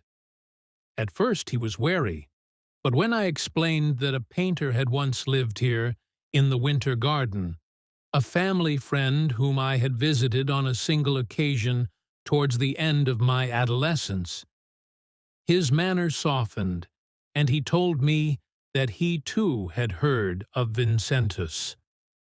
I asked whether he would allow me to see the old building. He threw open the garden gate. I thanked him and made my way towards the building at the far end of the estate. Beneath the great plane trees, which had grown together into an imposing canopy above, the place was almost entirely smothered in ivy. The plaster was crumbling. The whole Art Nouveau edifice looked more like a cemetery vault than a winter garden.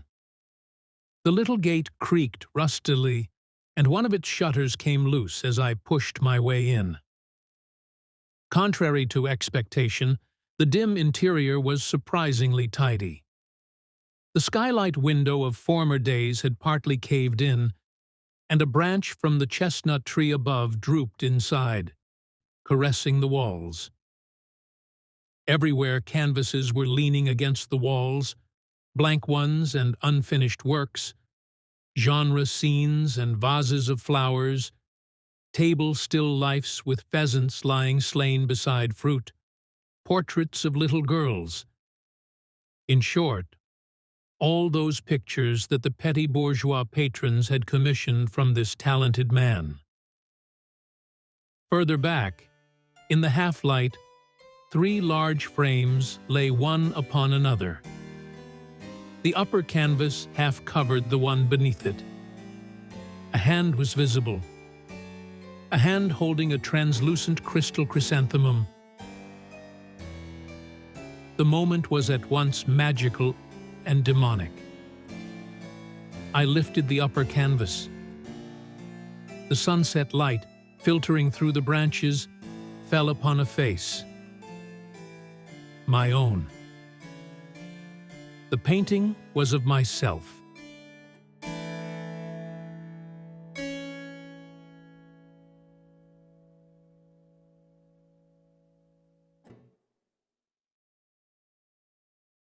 The following day, Olga and I walked out to the National Pantheon. I said nothing to her of my excursion to Pesel the previous day.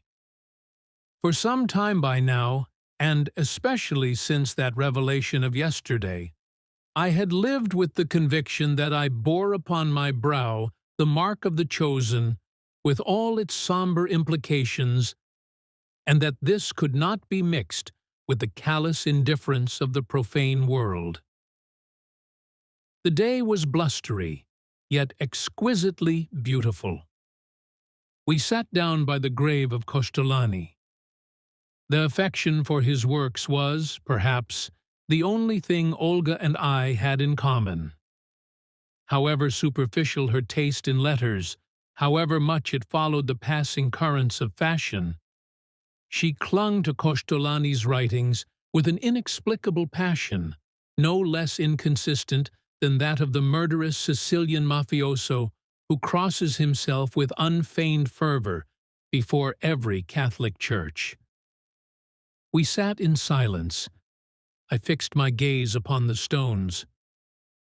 For the first time I noticed a grave standing behind Kostolany's, a plain marble urn upon a Greek column. Faintly discernible beneath it was an epitaph already worn by time. For what we call waking is dream, and what we call death is but the waking. I pondered it. Was this some message? And was it of significance that, although since childhood I had so often visited this place, never before had I perceived this singular inscription? How little indeed we know of our destiny. We live here, shut in by fate among crystals and oceans, lightnings and mysterious currents, utterly exposed to our own ignorance. Olga had for some time been fumbling in her handbag. I thought the old scene was about to repeat itself, that she would draw forth some dog-eared Kostolany volume and read me a few verses. Instead, she produced an envelope. "Your birthday is near," she said, "and I thought that a true gift is something you would never buy for yourself, yet would delight in. I have booked us both for a holiday in Jordan at the beginning of summer." I was not overcome with joy, for at that time I most often felt a keen desire for solitude, and even for a holiday in Jordan I was loath to endure a fortnight's compulsory companionship with Olga. Yet the gesture, though in truth it was a Trojan horse of forced company, wrapped in the bright paper of generosity, could hardly be met with boorish refusal. I feigned pleasure, and, perhaps, I did feel a flicker of it.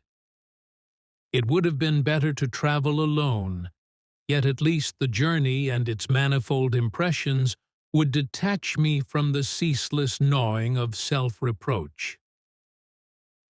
A few days later, I resolved to return to the hospital to visit Alban Meyer. I found his room locked. In the hospital garden I accosted a middle-aged doctor. "Forgive me for troubling you. I am looking for an elderly priest who resides here, the hospital chaplain." He replied, almost in wonder, "Father Meyer? We buried him a week ago. Did you know him?" "Yes," I replied in astonishment. "We met once and spoke at length. How did he die?"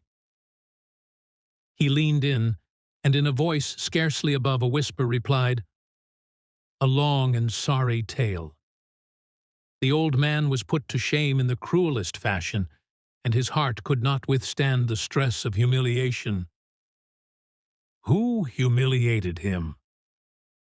In an even hushed tone, he continued, "Young man, I have worked in this hospital for 30 years, and I am bound to it so closely that I hope to retire from here as well. Do not be offended, then, if I decline to enter into particulars. The matter is one most painful to us all. Visit his brother, Rabbi Samuel, if you would learn more. He lives in the house beside the old synagogue on Rumbach Street, I believe on the 3rd floor." I set off towards the old Jewish quarter. The caretaker of the house beside the synagogue directed me. Samuel lived alone in a small flat on the 2nd floor. The ramshackle tenement reeked of poverty. At my knock, a stout, white-haired, bearded old man opened the door. In every outward respect, the very opposite of Father Meyer. I introduced myself briefly, told him of my acquaintance with his brother, and that I had learnt of his death only today. He ushered me in. It was a modest bed-sitting room, a dark burrow from which gaiety had long fled. "My poor brother's last weeks were bitter indeed," he said. One of his fellow priests in whom he trusted denounced him to the archbishop and gathered together such scraps from Albin's journal as would serve to prove the priest's charges. They summoned him to inquiry, tormented and harassed the wretched man. Formally, no doubt, they were in the right, for Albin had strayed far indeed from the Catechism of Rome. Yet they ought not to have done this to a broken old man. At last they found, in the keeping of one of his priest friends, a home-printed copy of my brother's poems, and for the sake of its final verse, they cast him out of the church. The Catholic grandees, it seems, have never yet abandoned their taste for the diversions of the Inquisition, only they are no longer permitted to burn their victim. I inquired, what was the poem about? The old man went to the cupboard, drew forth a sheaf of photocopied papers bound together, and after turning a few pages, laid the poem before me. Do angels yet endure, I pray, those who once upheld the vaulted sky? Or vanish they, as all things fade away, and sly insidious demons haunt on high? Some few, who still have heard the ancient lore, raise secret eyes unto the heavens blue. Perchance God knows his error, and no more keeps us, as children leave their rabbit true after the Eastertide, to fashion new worlds of his own, while ours falls from the view. Perhaps he reconsidered all. No longer needs the angels' weary throng, those faded, quaint, old ringmasters who call to memory joys departed, and to wrong.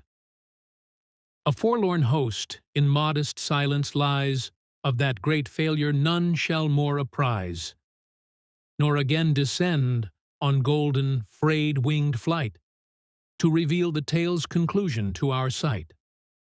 Who knows? The sky is mute, austere, and bare, yet still we dream its silence hides intent, and that the reason why no hand takes care to lift the telephone is merely meant to make the shock more keen, more sharply sent. Perhaps at last no instrument remains, only a weed-grown booth, all rusted veins, and heaven itself grown pale beneath the rains. Meanwhile, in worlds apart from ours, resound the promises once softly given. Perhaps that sin was made to give the powers excuse to leave us in our mortal prison. Did we demand the tree? Did we the serpent make? Or was it thrust before our stumble's sake, that we might err, and thus afford excuse for our forsaking and the world's caprice? It would be good to speak with angels' voice. Do they still draw a wage for their constraint? Perchance a rebel yet may come, by choice, limping to us, to render truth without complaint. Or we may gaze upon the sky and wait till tiny bones and fragile feathers fall, and understand at last the final state, and know that this is ending after all. For even angels could not live forevermore.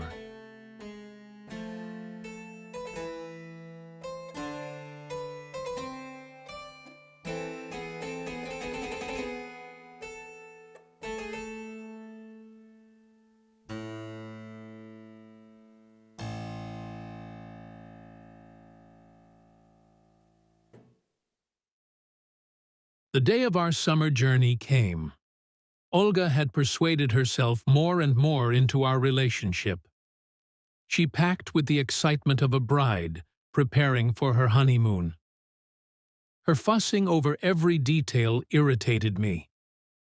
With every passing hour, I felt less and less connected to her.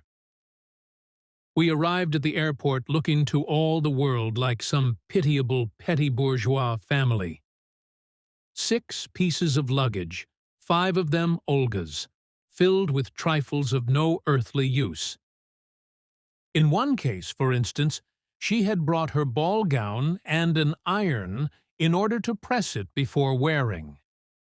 She was obsessed with the idea that she would contrive an invitation to the royal court, or to some oil sheik's reception. But even such an improbable invitation seemed likelier than that I should enjoy her company on this journey.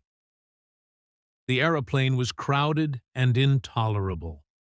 Our fellow passengers promised to be of the most appalling sort, the loudest and most offensive breed of nouveau riche. The hotel rooms in Amman resembled nothing so much as a medieval leper colony. Several of our companions wished to depart for home the moment they saw them. Olga had promised me, as in Budapest, a separate little bedroom. Naturally, we were given only one miserable room between us. Since childhood, I had been able to sleep only alone.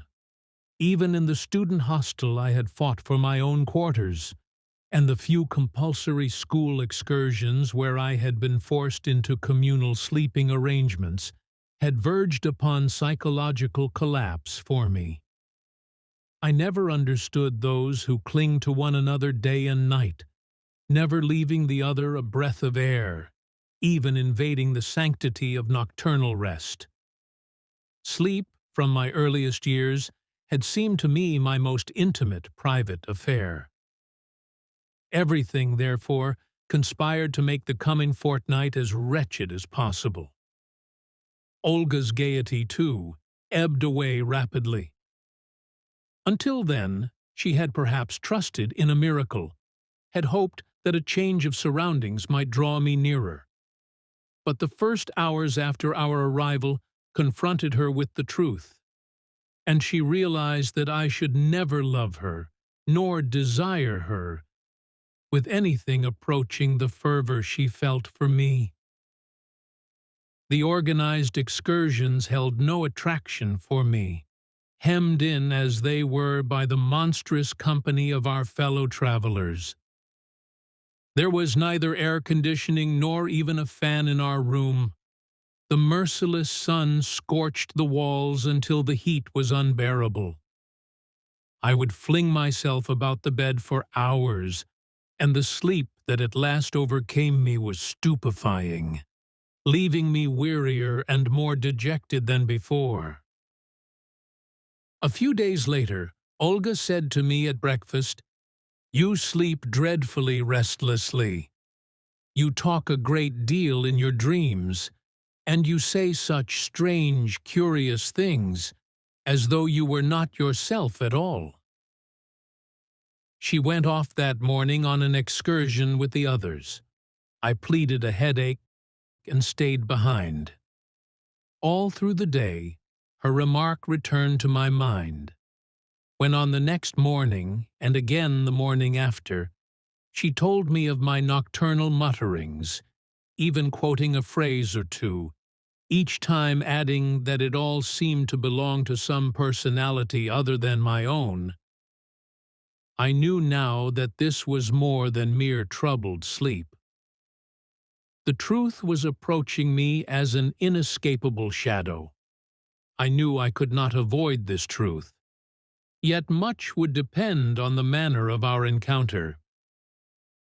That day at the bazaar, I bought a dictaphone which had a special feature.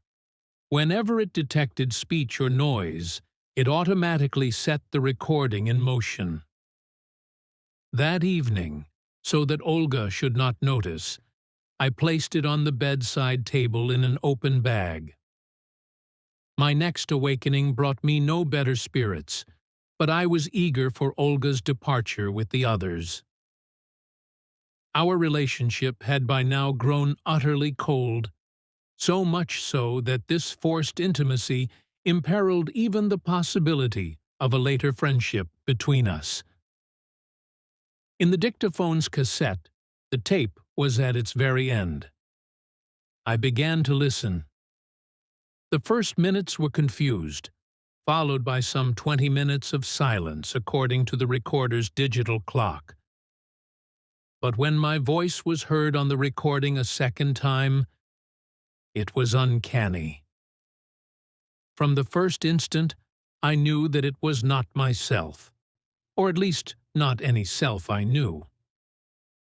The speech, though continuous, seemed at times to lack the logical joints that bind one thought to another. A profoundly archaic solemnity, mournful and elevated, pervaded it all, as though it were the text of some ancient codex. I took up my notebook and transcribed every word of the tape. So that Olga might not disturb me in this occupation, I moved into a hotel room that had become vacant that day. The next night's recording proved somewhat more articulate. The words echoed Dante almost verbatim. There is no greater pain than to recall a happiness once tasted and then lost. It spoke of solitude, the other great affliction of the soul, and of this, that when solitude and the extinction of love fall together, then the personality's living space is extinguished, and, if it is to survive at all for a time, it must feed upon itself, consume itself, at the price of the most dreadful torments. The text increasingly described the very condition of which the old priest had spoken on that strange evening. I must learn, I told myself, precisely what is contained in Nepos's book. I went down to the reception, checked out of the hotel, and exchanged my air ticket for one on that afternoon's flight. In a short note, I bade farewell to Olga. By 9 o'clock that evening, I was back in Hungary. After I had returned to the center of Budapest, I hurried through the dusky streets to the Rabbi Samuel's dwelling. I was persuaded that, if anywhere, it was in the estate after the death of Father Mayer that I should find Nepos's book. The caretaker was even then about to fasten the gate for the night, and I slipped through at the very last moment. I prayed the rabbi would be at home and not resent my disturbing him at so unseemly an hour. He opened the door with a smile that was both grave and wistful. "I knew you would return," he said, "and I know, too, why you have come. I have already set aside the book for you." I could only stare in astonishment. With kindly courtesy, he ushered me into his room and continued, "I did not mention it before, but Alban told me, before his death, that he had encountered you, and that you had become the next witness to the existence of the Heracleum. From him I learned also that you had knowledge of the Metamorphosis, and it was not hard to surmise that once you had entered the inner circle of its secrets, you would be in need of the experience of those who went before you." He placed the book in my hands. It was only a photocopy of a typed translation, bound with a poor spiral wire, but at once I began to read. The old man laid his hand upon my shoulder and said, "Take it with you. I shall have no need of it. You, on the other hand, will have need of it beyond measure." I left and continued my reading on the steps of St. Stephen's Basilica.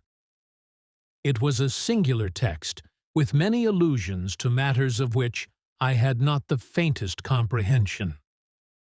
The whole of it was pervaded by a fearful awe of some great mystery, which the author hinted at only in outline and with circumspection. According to the text, God, lacking the power to annihilate those rebellious forces which had risen against him, had appointed them a dimension within the mirror that divides earthly existence from the state that follows it. A no-man's land upon the border of being and non-being, outside law and beyond all governance. A realm that belongs nowhere, bottomless and devouring. This was the dimension the ancients spoke of as the River of Charon. All who die must pass through this territory, and there, within a short span, everything that pertains to mortal life falls away. Desires and attachments are extinguished, passion and personality cease, and that which proceeds thence into God's domain is as a hidden black box of the soul, the sublimation of love itself, of which, in the course of our earthly span, we can have no inkling. Yet now and then, by some diabolical cause, the exit from the mirror is barred before a traveler, who remains imprisoned in that unknown domain, and all trace of their earthly existence is lost. And from such souls the Heracleum devours not only their human personality, but likewise that black box of the spirit's essence. Ordinarily, those who pass here can no longer communicate with the living. But for some obscure reason, the disintegration of the imprisoned soul may, through some chosen earthly medium, be followed step by step. And this medium can only be the person whom, in their former life, the lost soul loved best of all. Thus is forged the chain of the accursed. And though not infinite, it is calculable. Whoever has once served as a medium shall themselves become captive to the Heracleum after death. The same shuddering dread came over me as on that night, months before, when I stood with my mother upon the staircase. Everything was laid bare. The great pattern was revealed to me. I was the medium of Peter's dissolution, and in some infernal manner his personality, or what fragment yet lingered of it, could find utterance through me only when my own personality was cast into unconsciousness. His fate was my fate. I read on. The author, invoking anonymous ancient authorities, declared that the curse chain of the Heracleum can be broken only when one who has witnessed a disappearance, and is thus fated to be the next victim, cuts every earthly emotional tie, leaving no human soul for the Heracleum to claim as its next witness, and, eventually, as its victim. Thus had I fallen into the most cunning and malevolent snare imaginable. Here I stood before the great paradox. If I would spare the one I loved best from this fate, I must not love them. Yet if I withhold my love from the one I hold most dear, merely to spare them from their fate, it is by that very act, against my will, that I prove the depth of my affection. And in doing so, I yet again cast them into their doom.